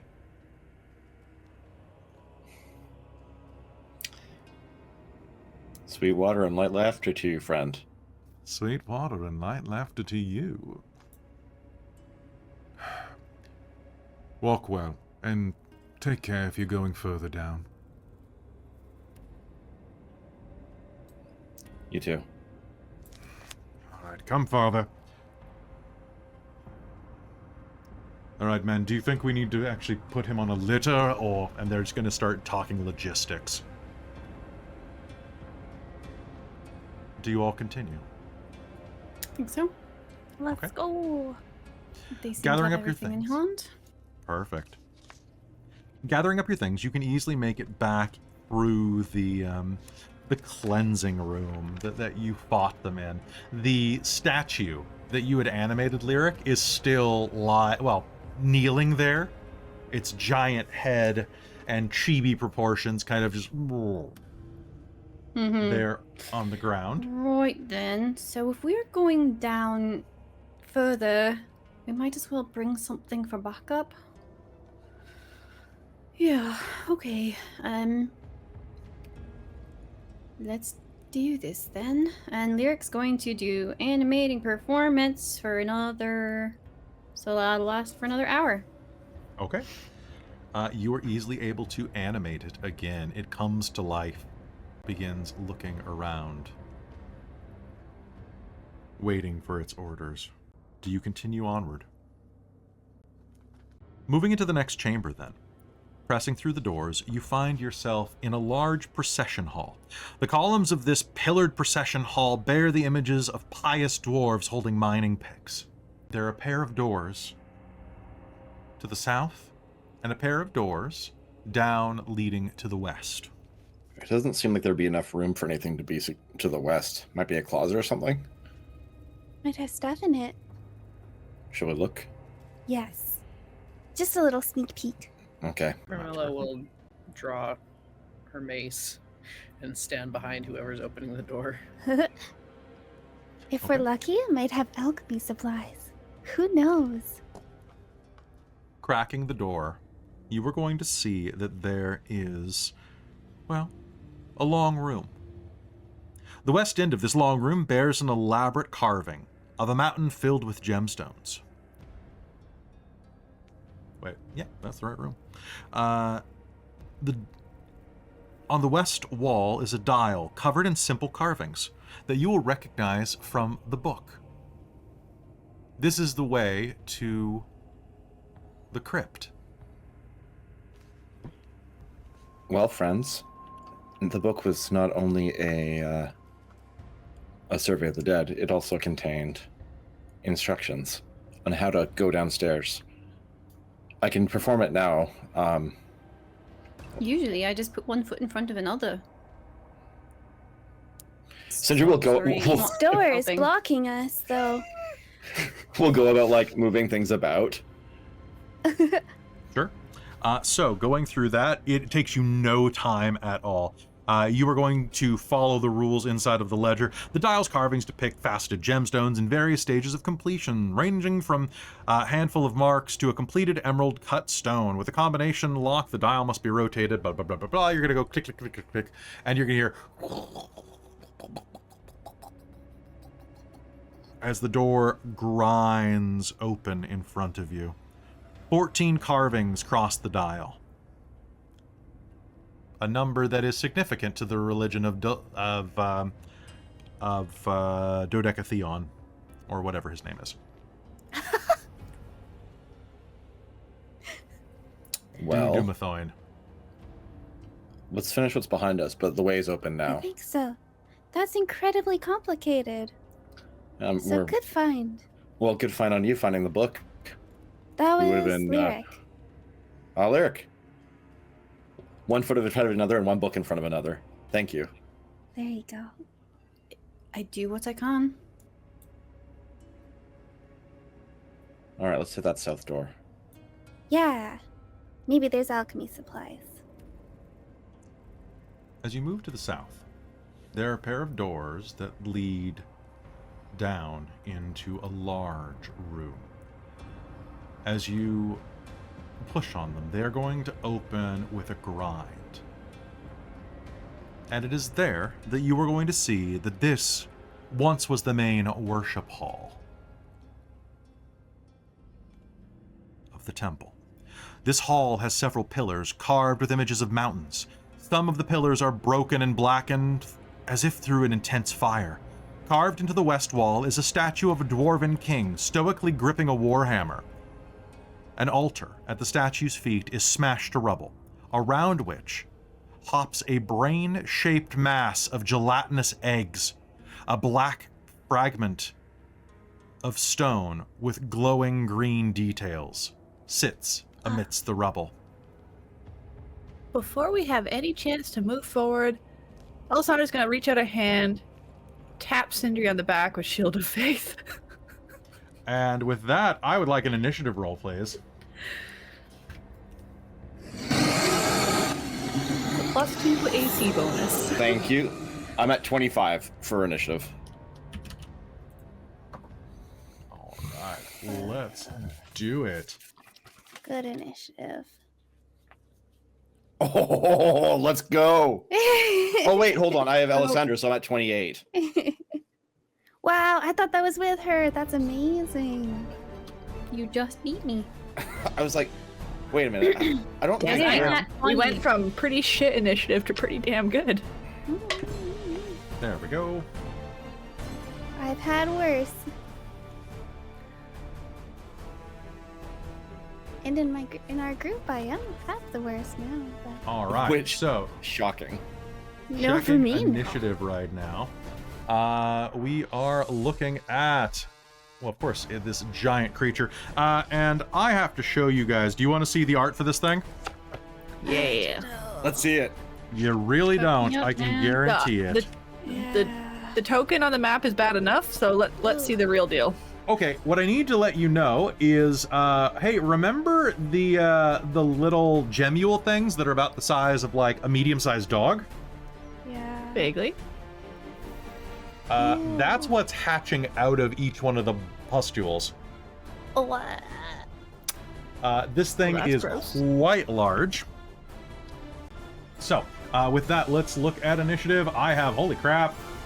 Did anybody roll lower than me? Nope, apparently not. I've got a 26 for Lyric. I've got a... no, Sindri's I've above got, me at 28. I got Sindri with a 28. What am I doing with my life? There we go. Okay, Sindri with a 28. Then I've got... oh, sorry, it's because I saw the 25 above. Then I've got Carmilla. So Carmi, you've got a 23. Then I've got a tie between Ella and Anthea. And does the statue act on its own initiative? Or on yours? It acts on mine. Okay, sounds good. And then I have the Encephalophon cluster. Okay, top of the initiative. It is the Encephalophon cluster's turn. What do you do? Oh, pardon me, it's not the Encephalophon. What do you I- do? I was like, damn, dude. I mean, we'll control it. It dies. It kills itself. Oh man, what a rough day for it. Cutting- All I'm right. going to hazard a guess and say it's probably an encephalon cluster. Because encephalon... It's an Encephalon cluster. Yeah, you're right. Okay, cool. Just making sure.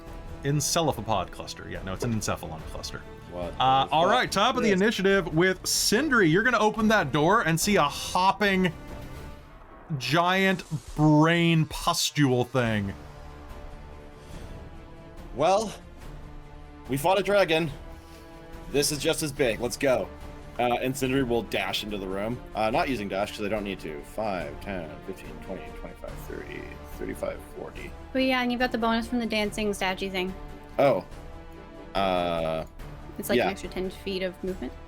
Oh, yeah, so I could actually go 5, 10, 15, 20, 25, 30, 35, 40. I could actually be down here. All But I right. won't. I'll stay where I'm at. And I'm going to take my staff and lay into it. So let's make my first 2 attacks. Beautiful. Go ahead. Let's do it. Oh, there we go. Does a 15 hit. 15 hits. All right. Does a 14 hit. A 14 hits. All right, cool. So my first hit will be 11 points of magical bludgeoning damage. All right. Sounds good to me. Does it want to make a Constitution saving throw to avoid being stunned?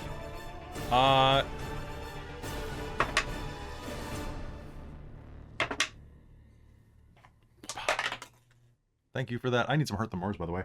That is going to be... I'm going to spend a legendary. Yeah, I figured you might. All right, so Okay, and then so my that was second, 11 on the first one. yeah, and the next one will be 7 points of bludgeoning damage. Okay. Then I'm gonna go flurry of blows for 2. Okay. The 10 probably doesn't. Actually, does the 10 hit? The 10 doesn't hit. Does an 18 hit? An 18 hits. All right, cool. So that is gonna be 8 points of bludgeoning damage. Okay, you're going to lay into it. Pustules are going to explode all over it. It is going to let out this horrible roar and is going to surge toward you using its reaction. And hey, let's have some fun with this. I'm gonna spend a Hurt the More to re-roll that. There we go. Does a 25 hit you? Yeah, even with the Shield of Faith. All right, 25 is going to hit you as it slams into you bodily. You need to make me a strength save.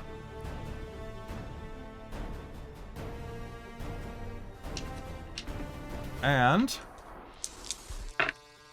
there we go. You are going to take, that is 12. Perfect. That's going to be 23 points of bludgeoning damage Okay. and 12 points of psychic damage. Cool. I 15 on the saving throw. That's going to be a fail. Okay, so what was the damage? It was It 15 was 23 and 12, a total of 35. cool. And you are Alright. prone. Ow. And it starts trying to ooze over you. Because, Well. might as well. It looks like it consumes this way, using its aggressive hunger ability. It's just, you know what? You're brain food. You're smart pop. All right, Lyric. Okay, I have a really, really ridiculous question here. Yeah. Because that thing looks really bad, and I want to just kill it with fire, kind of thing. Okay. So I can create alchemist fire with my Song of Creation. Mhm. But I also see an item that I don't know if that's what it would cost. Because 50 gold for an alchemist alchemist fire flask, which was in my thing. But I'm also seeing a keg of alchemist fire. Can you afford it with your creation? It doesn't give me a price cost because Does it's it not? out of. Is it not out of the core? No, but it would technically. It's not a. I think it shows up in something that is just like a thing. Here, let me. It's in 5e tools is what you're looking at. That could be what I'm looking Oh, at. so it's in Lost. It's in LOX. What Light the of hell's LOX? Xerxes? Yeah, Oh, it's I in thought it Light was of in Xerxes. Spelljammer. Nope, it's in Spelljammer. Yeah. Okay. Let's find out how much it costs. Yeah. It costs It's 400 probably gold. too much. Okay, so I can't go up that high. Unless you just let me do something that's kind of Nah. like a small version of it with multiple Maybe. things. Okay, let's then do a single thing of alchemist fire then, I guess. How much? because How much can you that's create? Up to 120 gold. How much is the thing of Alchemist Fire? 50. I'll let you create like 2 worth. Just like in like a vat instead of like It'll just as be a big. individuals? It'll be like a gallon jug. It'll be like the kind you get at the dollar yeah, store. okay. You know, Alchemist Okay. Fire at the dollar store. Yeah. So it would be instead of the 1d4 fire damage, Now, can you do that at range? I would have to create it and then do something with it. Okay. But yeah, I can. Oh, what's my range on where I can put it? Because I can certainly set some, like, put it down and detonate it, I think. Usually those sort of Okay. things explode, I think. All right. So, what do you do? Do. Traditionally, you have to throw alchemist fire as a ranged attack, and then it does spell Yeah. damage. So it's That's usually 20 what happens. feet. Within 20 or within 10 feet of me. Okay, cool. That's fine. So yeah, we're gonna make a thing. Lyric's gonna make that and then is going to say, alright, let's kill it with fire then. And then is gonna have the statue pick it up and throw it. Okay. Sounds good. So the statue needs to move into the room, so it has a speed of 5, 10, 15, There's a 20. flying speed of 30 feet. Okay, so it will just be able to make it inside of the room. This is a rough angle for throwing because of these pillars. Mm-hmm. So it is going to have a bonus to its AC. Right. Okay. And Lyric was moving into the room too. Sorry, I thought the way it was described was that we were all kind of near right at the entrance, able to go. The way it was let's described is move that that Sindri side. pushed into the room. Yeah, and went farther, but I thought we were a little bit closer to the door. But okay, that's cool. But that just means that Lyric is moving forward first to see what's happening, before she's actually making anything. Okay. Because she has to know it's there. Yeah. So that's 5, 10, 5, 15, 20, 25, and 30. Okay, so you can kind of look around the corner. I mean, so you might have a she's better hiding chance behind to a throw pillar. it. Yeah, I just don't have great strength. My strength is shitty. My strength is only a +2. And Okay. this thing's this much bigger. So, I mean, I can try. It's just not gonna go well. Up to you. So, the statue, do it. Okay, so statue, give it a throw. The statue. And because I have determination, I would love to use that for the statue. Okay, sounds good. It's under your control, so I'll allow it. Yeah. So that would just be an athletic. That would just be a throw. Yeah, it would be a ranged attack, so it would be a strength check.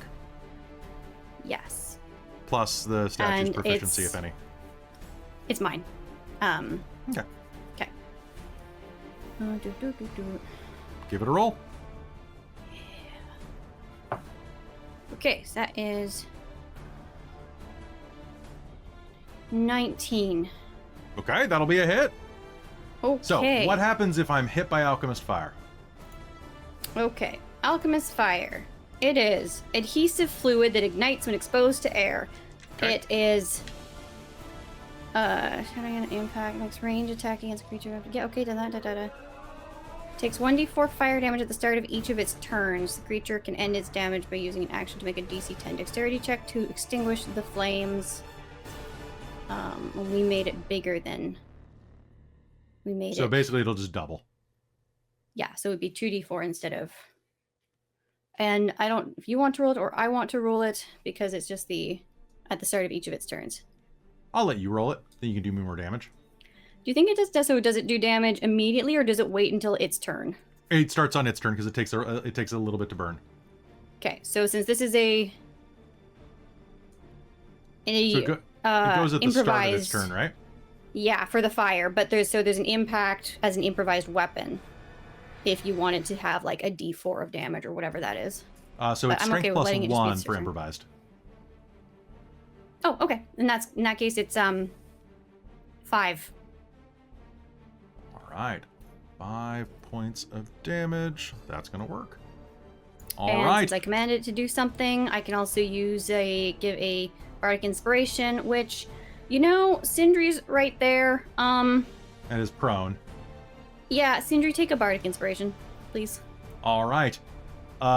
It steps forward and somehow manages to lob this double-sized, like, gallon, or it's a liter. This liter of cola. No, this liter of, every time I say liter, Christa, you know me. I need a liter of cola. It's going to throw this liter of Alchemist Fire all the way between these, hitting it even with partial cover, which is pretty ridiculous. Exploding on impact, it's going to let out a psychic shriek as it begins to catch fire. Carmilla! I did the math on it. I believe I can dodge through and get here behind, right next to it. And so I'll use a double move, and then I will action surge to attack. Ooh, beautiful. Give it to me. And I will do 2 attacks. That is a 23. Yep. And that's an 11. You do have determination, but can I use my determination 100%. to make a 14? 2 hits. Hooray! Does anyone want to move? Ellasandra or Can you move my I guess I statue could also make further this forward? I can move the statue. Yeah, but I can do this twice because I hit twice. Ellasandra, do you want to move? I don't need to. I've got enough space to move where I want to. Okay, cool. So if it works better for somebody else, but otherwise, sure. Okay. Anthea, Can you get me to stand up? want to move close? Nope. Oh, you want to stand up? I guess, yeah, you can That's move. half You can move. movement. Half my You can move speed. half your speed. Yeah, You should do that'll work. that. Please. Yeah, do that. Okay, I can get where I want to be. Please. I want to launch. Okay. Yell me to get up, and I let's kick up from like my back. Sindri, what are you doing on the ground? Get up, you fool. Oh, I hadn't thought of that. Stand up, you silly goose. So how much are you 12 moving plus the... 5 is 17 plus 10 is 20. Sorry? Oh yeah, sorry, how far just- do you want to move? Your Go guy? ahead You can and, move half its speed. Its movement is 30 feet, so I would just move it the full 15 in. Yeah, and just make sure Wow. you leave a range for Ellasandra. And then you kip up. Kip. Yeah, as she runs past, Sindri, get up and get that load of stone in here. Thanks. Yeah, she'll parkour around the edge and take Parkour. 2 big slams into this and do 29 damage. Ooh, damn. That is a really solid hit. This thing is definitely trembling in its pustules. Yuck. As you collide with it with your mace, there's going to be the smell of embryotic fluid exploding out of these pustules that you pop. And it is either Anthea or Alessandra's turn. I think Lady Alessandra has a plan, so Sure. she's also a little bit ahead. So it I'm makes pretty sure I can move to about here with 30 feet of movement.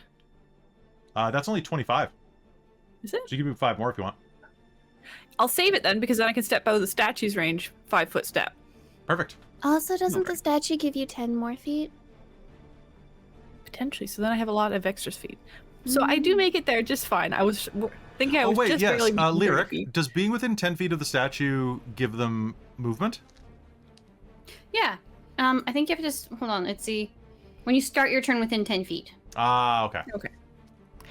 Yeah. So I have enough space to step back between the pillars again after I Okay. do this. So roughing And she down is between going the pillars. to use one of her attack actions to throw the Javelin of Lightning. Oh shit, I forgot you had that. Okay, Javelin of Lightning, how'd this work? Let's do it. Nobody's in the way, so the deck save doesn't come into effect. I just have to make a ranged attack against it. Because it's only people in the line as it shoots down, because it turns into a lightning bolt to shoot between me and the target. And if it hits the target, it turns back into a javelin and does 46 lightning excluding you damage. and the target. Yeah, you're right. Oh god, it So doesn't nobody even needs to get make a deck save. It doesn't even get a save? Nope. Oh god Because damn it. because I have to ranged attack it. So I have to hit with an attack, Okay. which isn't particularly hard with a melee thrown attack. Oh my god. You're bypassing my, all of my defenses right now. That's so great. Good job. Guess what Christa's die just did again. Are you... 8d6 lightning damage. I really want to do gross stuff to you. Okay, fine. Do it. Do it to me. You tried to do gross stuff to me once already, and now this is me getting back. Yeah, well. I also took 35 points of damage last round on a reaction, so, you know. Oh, you're fine. Am I immune to lightning? No, that would be too easy.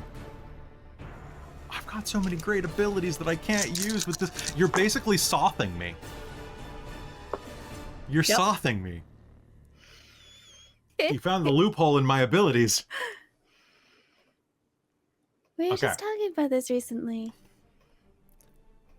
The Lord Soth fight that just Yeah, totally yeah. glitched my universe out. Oh god. Yeah. That's it. I'm taking my black fire and I'm going home. 49 points of damage. And only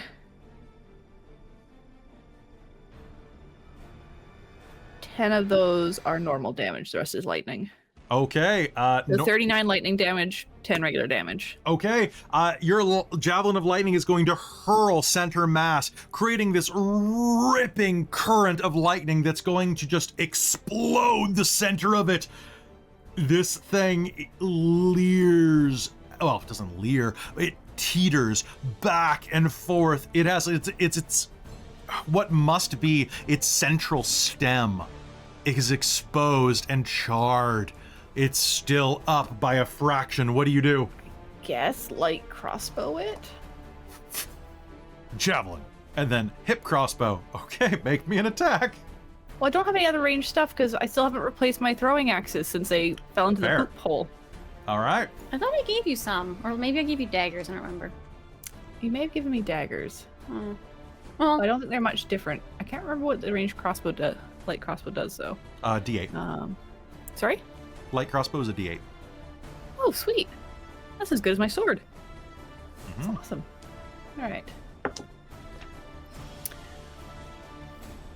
I don't think a 9 hits.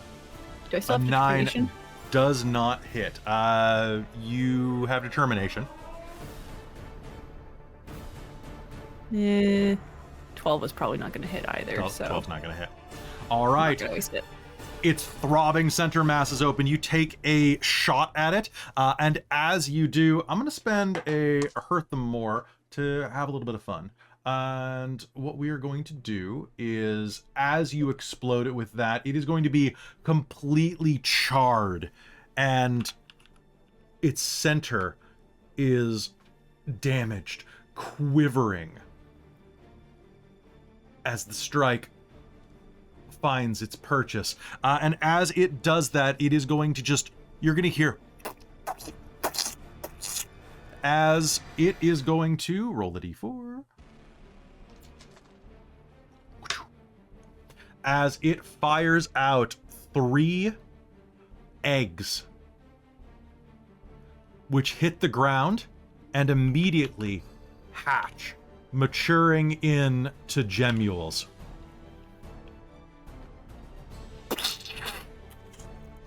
Thank you for the Hurt Them More. All right, Anthea, it's your turn. Gross. Okay. I'm going to run in. 5, 10, 15, 20, 25, 30. Wow, I don't want to be here. And I'm going to throw a... I really don't want to be here. I'm going to throw a, a firebolt at them. What else am I going to do? What else am I going to do? All right. At the main The biggie. mother. Okay, So to go speak, ahead. yeah. Make me an attack roll. Well, that's not a 1. That's for darn sure. Unless it is for sure. It wasn't for sure. That's an 18. Was it originally a 1? Yeah. I used my powers to make you roll a 1. All right, so But I'm Ellasandra halfling. has blown open the center of this thing. It basically looks like rotten steamed broccoli with that center stem throbbing at you. You can feel the arcane energy of the far plane reaching out into the room. And as it does, she fires a crossbow that is knocked aside by one of the eggs that fires out of it. You are going to slide in, and from behind or between the legs of the statue, how do you do it? Oh, it actually did go. I thought you were blocking. Nope, Blocking. I don't have anything I can block with. Oh, I almost rolled max. That would be 23 points of damage. Yeah, just straight in the center of all of the little eggies. Okay, it is going to tremble and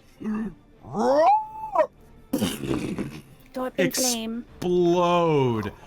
As it burns, the smell is indescribable. Does that do something funky with the alchemist fire What? that it's hitting too? Oh God! Much fire. Oh, you know what? I have one more everywhere. Hurt Them More. Can I get a dex save from everyone inside of the room except for Squish, Anthea, and Lyric, because you are all behind the statue. Oh, statue MVP again. Statue MVP. Okay, and I will roll I'm for the gonna do dex encephalon. save for the or statue, I guess? gemmules. Yeah, you might as well, since it is able to be burned. Okay, 2 of the gemmules are going to, what's going to happen is we're going to do, if you fail, you are going to take some fire damage. I'm looking for DC 13. Everybody pass? No. Okay. No, sir. All right. Lyric, please roll me 2d4. Tell me what you do. Oh my. A 2 and a 1, so 3. Okay, 2 of the gemmules are going to be hit with the blast, taking 3 points of damage. Sindri, you are also going to take 3 points of damage. Alessandra and Carmilla, did you get a dex save of 13? I did 21. You are fine. You're going to be point blank and are just going to shield yourself. Alessandra, what'd you get? 5. Okay, you're going to take 3 points of fire damage as the alchemist fire, not the Greek fire, is going to Same thing. splatter across the room. But you know what? Not bad. All right. Anthea, anything else you'd like to do? Yeah, Squish is gonna a patoo. Oh wait. So maybe he's gonna stop right over here. Urge. Okay. So is going to kind of drip off of you and Yeah. take a shot at one of the gym mules. Yeah. So he didn't go completely all the way with me. He was Oh. like, this is a better vantage point because he's getting smarter. He's getting big brain smish. Destroy. Squish. Destroy. Oh no. Murder. Oh no. We've gone too far. Climb aboard the no. murder No, he's squish. gonna get I'll try to use my determination How to do make the that a gem 14. mules have more AC than the big? It doesn't make any sense. Oh All right. shit. I mean, I'm not gonna use my determination. What'd you get? Well, okay, he got an 11. You could. You could. Oh yeah, I said I would, so let's do it. Hey, that's a hit. Oh, is 14 a hit? Yeah, the 14's a hit. The encephalon cluster only had an AC of 13. Oh. I guess these things are like they have more dex, so that makes sense. Yeah, they're smaller and yeah, that makes sense. All right. That's gonna be 6 points of force damage. 6 points of force damage slam into the side of this creature and are going to buffet it around. I don't have legendary resistances anymore, and I'm sad. Can't use them for anything. All right, that's gonna hit it. All right, how much damage was that again? It was 6 force damage. 6 force damage, smash into the side of the northern gemule, rocking it against the wall, and that is that the end of your turn? That's it. All right, That's so, well, I mean, there's only one thing I can do, and that is going to be, my reach is only 5 feet, so I'm going to fly directly at Squish, the northern one is, and is going to do a Psychic Slam. Does Squish have an AC of 18?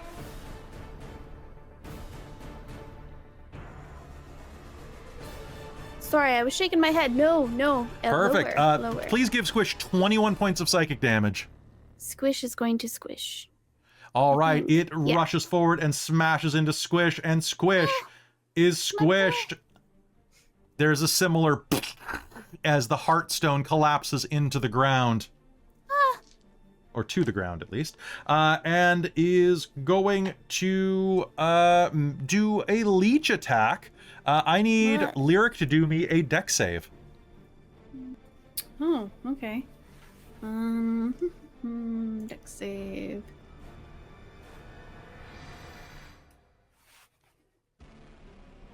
Oh. It's on top of me. Yes, it is attaching itself to you. Oh. Okay. It wants to be your friend. Oh, balls. Even with the +3 from Ellasandra, that's only... Mhm. 12. Unfortunately, that is not enough. Let me know at the start of every one of your turns, please. What is going Okay. on? It is going to attach to you, and basically, it's going to enter your square and attach. Well, it's attached. You're going to take damage at the start of your turn as it starts to leech your life energy out of it. That is Gemule number 1. Gemule number 2 is going to fly at Ellasandra because, hey, you're right there. Ellasandra, whoopam! That's going to... Damn, son. These things roll way better than than its mommy. That is going to be a total of 24 to hit you. Yeah. Okay, you're going to take 17 points of psychic damage, and I need you to make me a dex save because it wants to pair bond with you.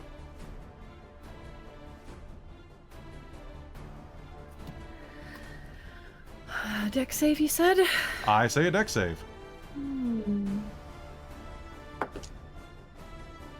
18. Okay, so it I is going finally to rolled a good go, save. it's going to go and try to like connect to your head, but you're going to like swat it away. All right, and then the last one is going to fly at our lovely Carmilla, and that is going to... it's only 5. Does an 11 probably doesn't hit you, but make me a dex save as it tries to go onto your head as well. I don't think I have anything special to Dex. No. It's only a 14. 14 is enough. Hooray!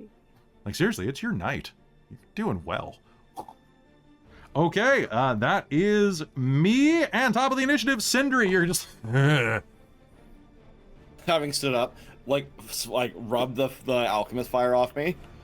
Let's see. There's one on top of Lyric, right? There's one on top of Lyric. And that's it. And that's the only one that succeeded. Can I attack it without hurting Lyric? Yep. All right, yeah, let's go and get it. 5, 10, 15, 20, 25, 30, 35. Sounds good.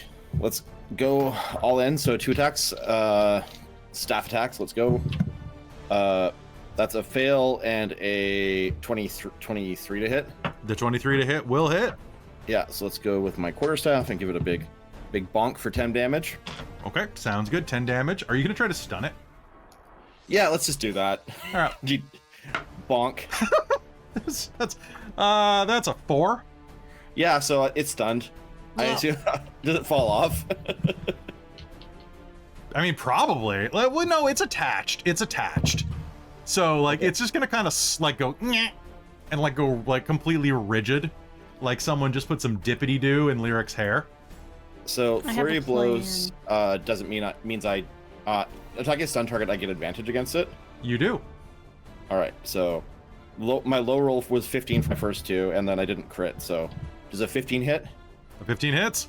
Yeah, so 2d6 or two separate hits with my unarmed attacks, doing 7 and then 10 damage. Okay. So another 17, and the first one was how much again? It was 8. Yes, I think. I think so as well. So I say things and then immediately leave my brain. So stat All right. and then bap. So 17 plus 8, 25. Yeah. All right. This thing is really badly hoopla as you're just whacking it over and over and over, and it is like "Nyeh," completely stunned. All right. Anything else on your turn? That's all my actions. Perfect. Lyric, you have a thing on your head. I sure do. It's frozen. It's frozen, huh? Okay. I have an idea. Okay. We're gonna get a little bit of distance between me and everybody else. Because it's not stopping me from moving at all. It is not. So we're gonna go 1, 2, so hold on. 5, 10, 15, 20, 25. Okay. And that is, wait, no, actually next to the wall. So that I'm not gonna, wait, one more. Okay. That's 10 For feet some reason, to I the can't put second it on one, top right? of you, so I'm just going to put it, like, near you. Yeah, we know it's attached. Okay. Yeah. And then I just want to double check the distance here to make sure I've got my placement correct. Yeah, that's 10 feet. Okay. Okay, you know what I'm going to do? Because I can hit that one next to Alessandra. Okay, what with are you 10 doing? feet. Arms of Hadar. Okay. Tendrils of dark energy erupt, and you batter all creatures within 10 feet of you. Each creature in the area must make a strength saving throw. Failed save, they each take 2d6 necrotic damage and can't take reactions until its next turn. If I'm stunned, do I automatically fail, Chris? Okay, the other one will roll naturally, and the other one will pass with a, what type of save is it? It's a strength save, and can I silver bars that? Before you do that, never mind. That drops me from a 17 to a 12. Stunned auto fails. Stun Stun on the auto stun fails. auto So fails. they are That is both with taking- advantage. Oh, I can upcast this too. That just increases the number of damage. I don't remember how many hit points these things have, but let's do a They're second surprisingly level. tough. Okay. But I'm gonna cast that at a second level because that's what I said I was gonna do. Okay. Which means go this ahead. is 3d6 necrotic. Okay. And they cannot take reactions until their next turn. Oh no, my reactions.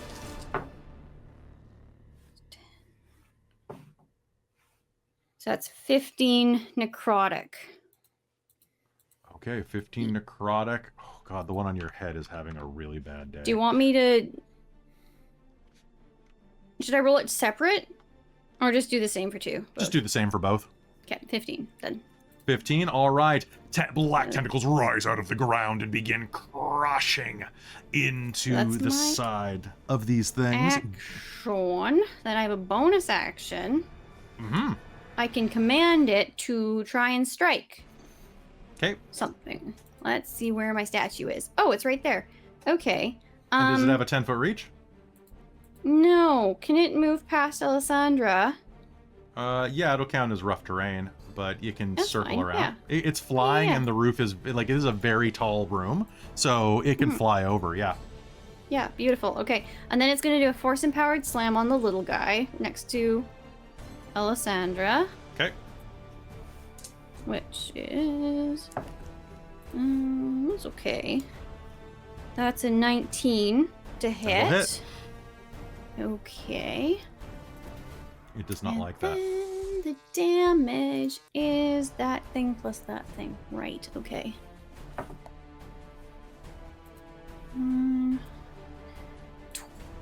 12 force damage. 12 force damage. All right, you are going to slam into it with a force-empowered strike, and you have more? And then Bardic Inspiration, Alessandra. Can you Bardic Inspiration and have this thing attack? Yeah, it specifically says. Oh, use you're a Bardic right, 'cause- Inspiration feature. You can command the item as part of the same bonus action you use for Bardic Inspiration.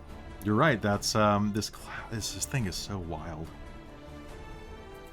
All right, Carmilla, it is then your turn. Hey, I'm gonna take a couple swings at this guy in front of me. Swing the first is not great. But I did just get determination bot for me. So that is going to be a 13. No, we said that 13. didn't hit. 13 Right, is- because we are is only +3. Okay, I won't use that, and I will just Okay. fail this hit. Okay, the first hit's gonna whiff. And the second hit is a 20. Dirty 20. Dirty 20 is gonna absolutely hit. Come on and slam, and welcome to the jam. I'm going to use superiority dice, except I'm going to use my rally ability. Okay.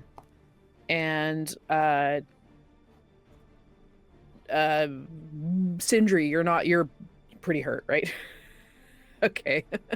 Ella, are you super hurt too? Or are you doing okay? Doing okay? Little bruised. Okay. As Ella takes a couple of swings, she'll sort of yell back towards where Sindri is and say, "You're not out yet," and you will take 4 + 2, take 6 temporary hit points. Nice. That's not bad, actually. All right, give me And damage. that's not terrible. It's going to be 9 damage. Nice. All right, you're gonna bat this thing out of the way a bit as it's going to go at you. All right, is that the end of your turn? All right, Anthea or Alessandra, who wants to go? Alisandra's right there. She went first last time, so let's go. You go. Sure. Yeah. I guess I will hit this one that's in front of me. All right, it is trying to attach itself to your head with its little leech-like I'm gonna try and pseudopods. dissuade it with my sword. Oh, That is can it speak? from my totals. It cannot. 19 on the first hit. Hit. And 23 on the second. Perfect. You did many times its AC. That is going to be 22 points of damage across the 2 hits. 22 points of damage. How do you do it? I think I knock it down with the first hit into the ground and then stab it, skewering it to like a floor crack. All right, that's going to take out that gem mule. And anything else on your turn? You know what? I will bonus action Tunnel Fighter Stance just in case one of these other ones seems gets bored with Carmilla or Lyric and flies this way. Sounds But good. I doubt that. All right. But just in Anthea. Yes, hello. Can I make a ranged attack at something that's like on my friend? Yeah, absolutely. Okay. Just don't botch. Okay. Don't say that. Okay, so you move up so that you have a clear eye line. Oh yeah, let me see here. Yeah, actually, I should probably do. Oh yeah, okay, thank you. No worries. Yeah, that's good. That's great. Thank you. Perfect. All right, go ahead. Let's go. Oh, it's not a botch. Actually, no, it's a 13, so that's a 20 to hit. That's gonna be a hit. Roll me damage. And are you using your alchemist ability? Absolutely. Give me I've damage. been just kind of adding it to the first roll of whatever spell I've been doing. If it counts, and it usually does. So, wow, I could have rolled better. That's 11 points of fire damage. How do you do it? Yay! I want to use the wall, and I want to ricochet it off the wall before hitting it on fire. Just for Sounds flavor. good. Just Between like style all of points. Beautiful. It's going to erupt into a little ball of flame on top of Lyric's head. Lyric, you are not going to be burned by this because you're a tiefling and you're resistant to fire. But what's going to happen is between the brain juice that is encasing the room and all of this fire, your hair is suddenly going to just get real curly. That's for squish. All right. Anything else on your turn? Yeah, actually, when I was going that way, could I have picked up Squish's heart? Absolutely. Cool, that's it. All right. Carmilla, the last one is going to go at you. And I'm going to spend a hurt them more because I don't want that 3 to be my last roll of the night. Boom. I do want that 19 to be my last roll of the night, though. That's going to be a 25 to hit you, please. That will definitely hit. And that is going to be... I'm going to roll these. I'm not going to use a dice roller for this. We're going raw. Let's go. Should have used the dice roller. That's going to be 14 points of psychic damage as it goes into your brain with its psychic slam. And then make me a dex save because it wants to join with you. Oh, and Anthea. Oh, Boise, that's not good. I should have actually had you roll with advantage before because it was still stunned. Oh. Oh, Boise, what'd you get? That's a 5. All right, so it is going to go and attach itself to your head. You take no damage, but it is attached to... You know what? It's not going to attach to your head. It's going to attach to your... I'm going to roll a d8 and find out where. 1, 2, 3... Oh, your left. It's going to attach to the side of your neck. How does it feel, vampire? All right, top of the initiative, it's Sindri. Hey, get off my friend. And then 5, 10, 15, 20, 25, 30, 35, 40, 45. Because I'm a monk and monk things. You All right, literally let's just go. run past it to bound off the wall and punch it. Yeah. I'm actually, I'm sliding along the floor in the brain goo. For style points. Yeah. Yeah, just Then on your standing up and shins. Then just standing up and swatting it. Oh, you're not just sliding across like you're pulling across like No, the no, just canals like of I Venice? just run. Oh, yeah. The cloak flies back and just like get a full arm swing. It's a 17 and 18 on my dice rolls to hit. Well, yeah, those are gonna hit. If you're gonna roll high, of course you're gonna hit. Yeah, so it's gonna be 7 and then 12 points of damage for 19 on my first Okay, two that's attacks. 19. No, and then I'm gonna flurry of blows it, Okay. and an 18 and a 16.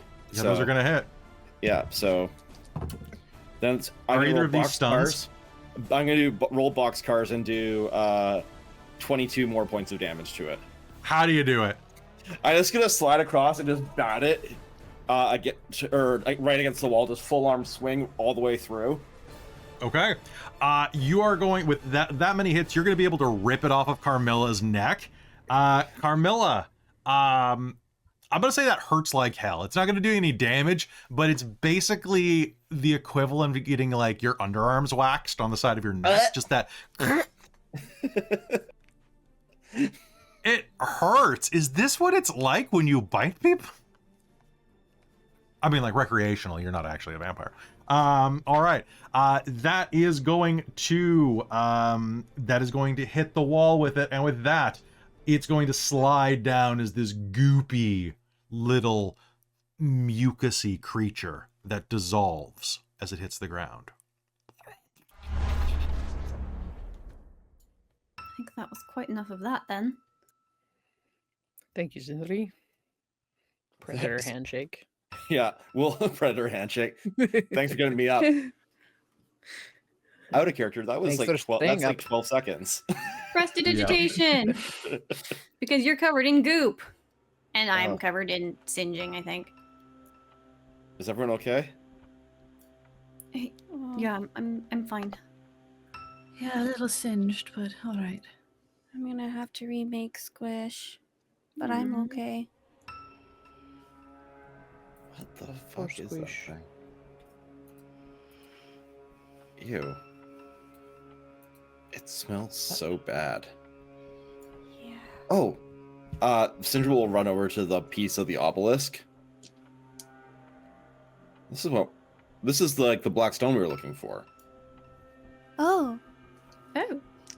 Tick, tick, Yeah, tick, tick, tick, tick, tick, tick, We knew there were 3 pieces. This is one of them. tick. Mm-hmm. Yeah. Uh, Sindri will have paused just before he puts his hands on it. Do we have tongs? Oh yeah, always. Prestidigitation. Yeah, thanks. She will hand you tongs. Clank. From a distance, clank, because my arms stretch extra long. Here's a I question. imagine they're an alchemist. Do you kit. test them first? Oh yeah, clack clack. Oh, you Absolutely have gotta- to. Yeah. Occupational rules. Clack Mhm. clack. Good, good. Reaching What? forward. Good to see you know the technique. Sorry. It's all right. There is a length of black stone in front of you.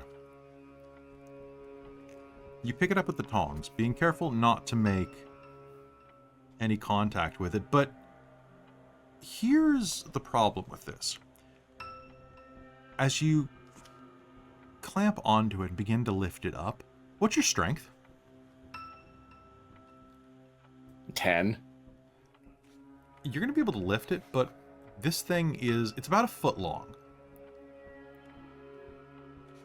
It weighs more than 50 pounds. Jesus.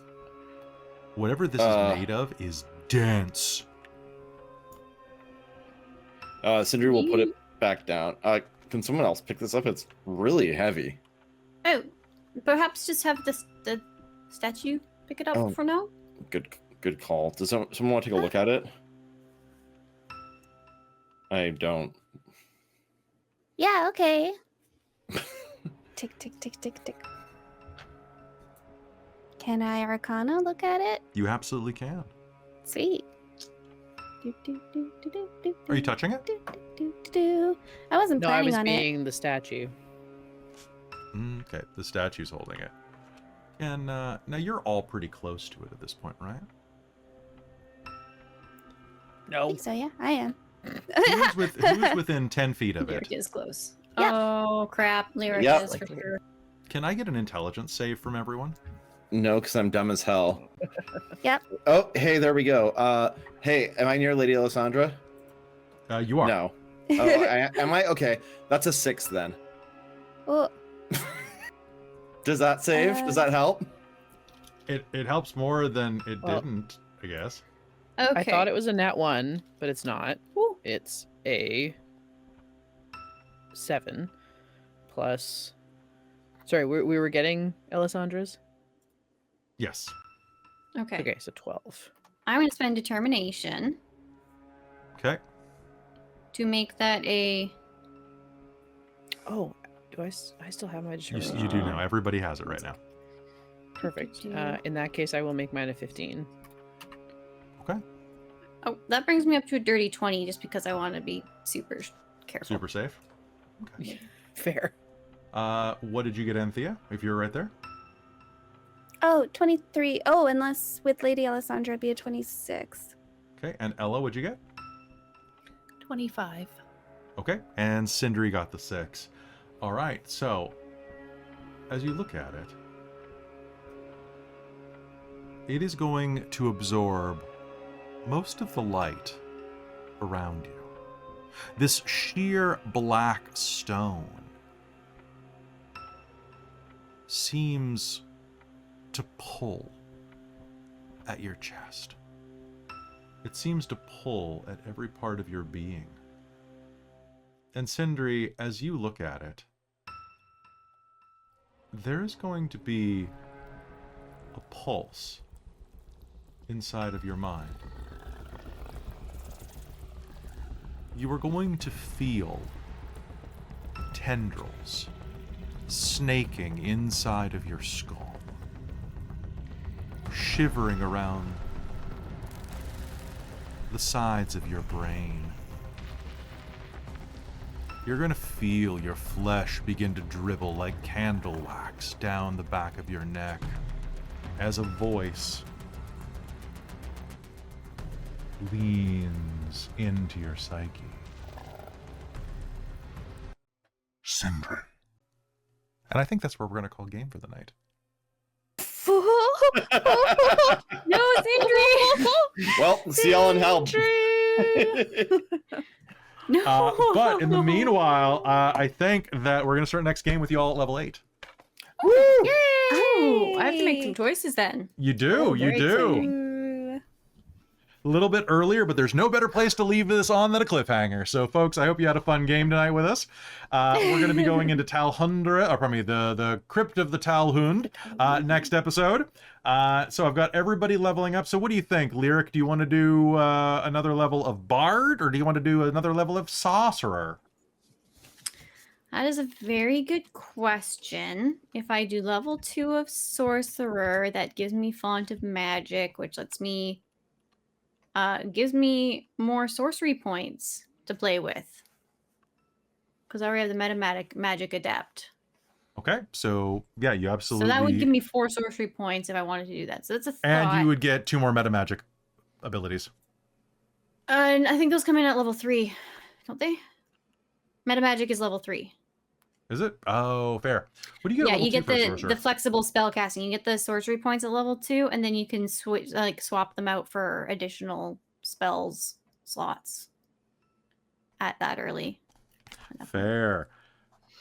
So that's a thought. I would have to do another level into it before I could get access to more meta magic, which is really tempting. Really, really tempting. Not gonna lie. Well, what I'm do you taking the think? tough feat, so which gives me an extra 16 hit points. Do it! Because god damn, I've had enough. So I was at 58 with my level up, plus 16. Math is so If I hard. go up with fair. Bard, that gets me closer to level ability score improvement. If I do 2 more. This is true. At level... you also, I think you get an extra spell level, don't you, at level 7? Yeah. It lets me get a 4th Did you- level your- spell. You get your first 4th level. Yeah. It's a rough call. It's a rough call. I know. I know. I think. And also increase what I can get with my spell and gives my statue more strength, more hit points. So I think at this point I will do level 7 in Bard and maybe look at doing Sorcerer for after that. We'll see. Do it. All right. So that is going to be level 8 level 7 Sorcerer as we move on to level 8. Congratulations, everybody. You are now all level 8. Fantastic. Hey, folks, thanks so much for tuning in. 20, here we go. Yeah, strength 20. Hitting the gym. You guys played super hard tonight. That was dope. There's something about this that I want to talk to you guys about later during the how-to, but I wasn't sure because technically you guys took long enough that I could have had something sneak away with that shard and take it from you, Oh, like one of the that's fair. cultists. There's no real consequence for it unless you lose a bunch of them, though. So it's kind of weird. It's kind of weird. I was It's thinking one of if we at least have one of them, right? Then yeah, they basically, if can't you prevent complete them from whatever they're having doing. all of them, That's all you Yeah. need, right?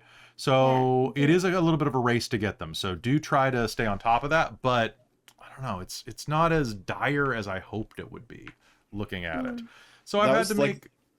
When we were debating like long rest for a short rest there at that like that side room there, that's what I was concerned about. Not like that someone specifically can run away with it, but because we Something knew would that happen. the big bad was coming like in the next room if something bad does happen. Yeah. So Yeah, no, absolutely. But I'm going to try to make this even more dramatic in the future because drama is what we're here for, and this game's more fun than the module. So, in the meanwhile, though, folks, if you like this and you want to see more stuff like this, boy, do I have something cool coming your way. I haven't really publicly announced this so much, but... for one, I'm writing a bunch of modules for Bookwyrm Games. They're doing their first release. I have told you about this. I am writing 3 or 4 of them, depending on if I can get them all done by the end of July. It's a lot of writing to do, and I've got some really cool ideas. Christine, I was talking to you a bit about something that I'm putting in that's pretty dope that I can't talk about on the drive home today. They're going to be really cool. They're going to be pirate themed. But I have something else that I'm doing. I have never done my own modules before in terms of like I've done them for other people, I guess is what I'm saying. I haven't really done them for myself. I've done them for, I guess I did them for our Strixhaven game and a couple things like that. But we have a new game that is going to be launching in November of this year. And it is my goal, hopefully I'm not overselling it, but I will be releasing this in time with an incremental module of the adventure of the homebrew. So that one will be being co-published.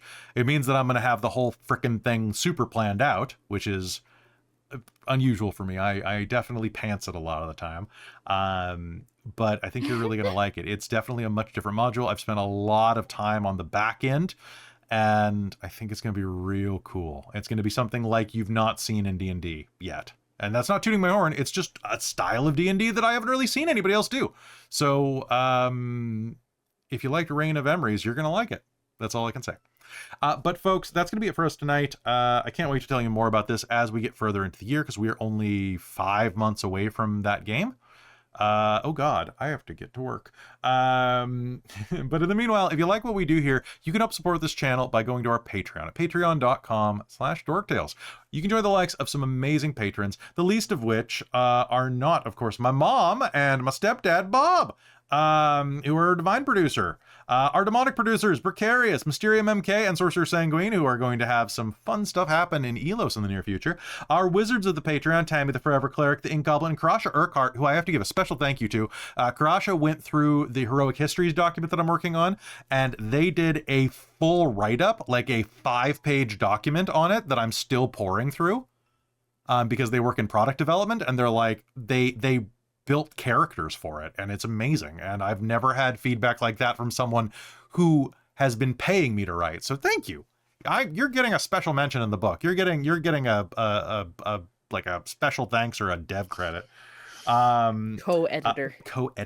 Our monster maker, Soul Omen, our high council of the Patreon, Taryn, Dustin, Amberthist, Raven with Baubles, Chef Eladeth, Larouk, Mike Baxter, Iridian, Brian Kaler, and Nerdy Metal Gent. You guys are all amazing. And thanks everybody who's joined the Patreon. TK, I see you in the chat, became a level 10 hero, as did a bunch of other pretty rad people this month.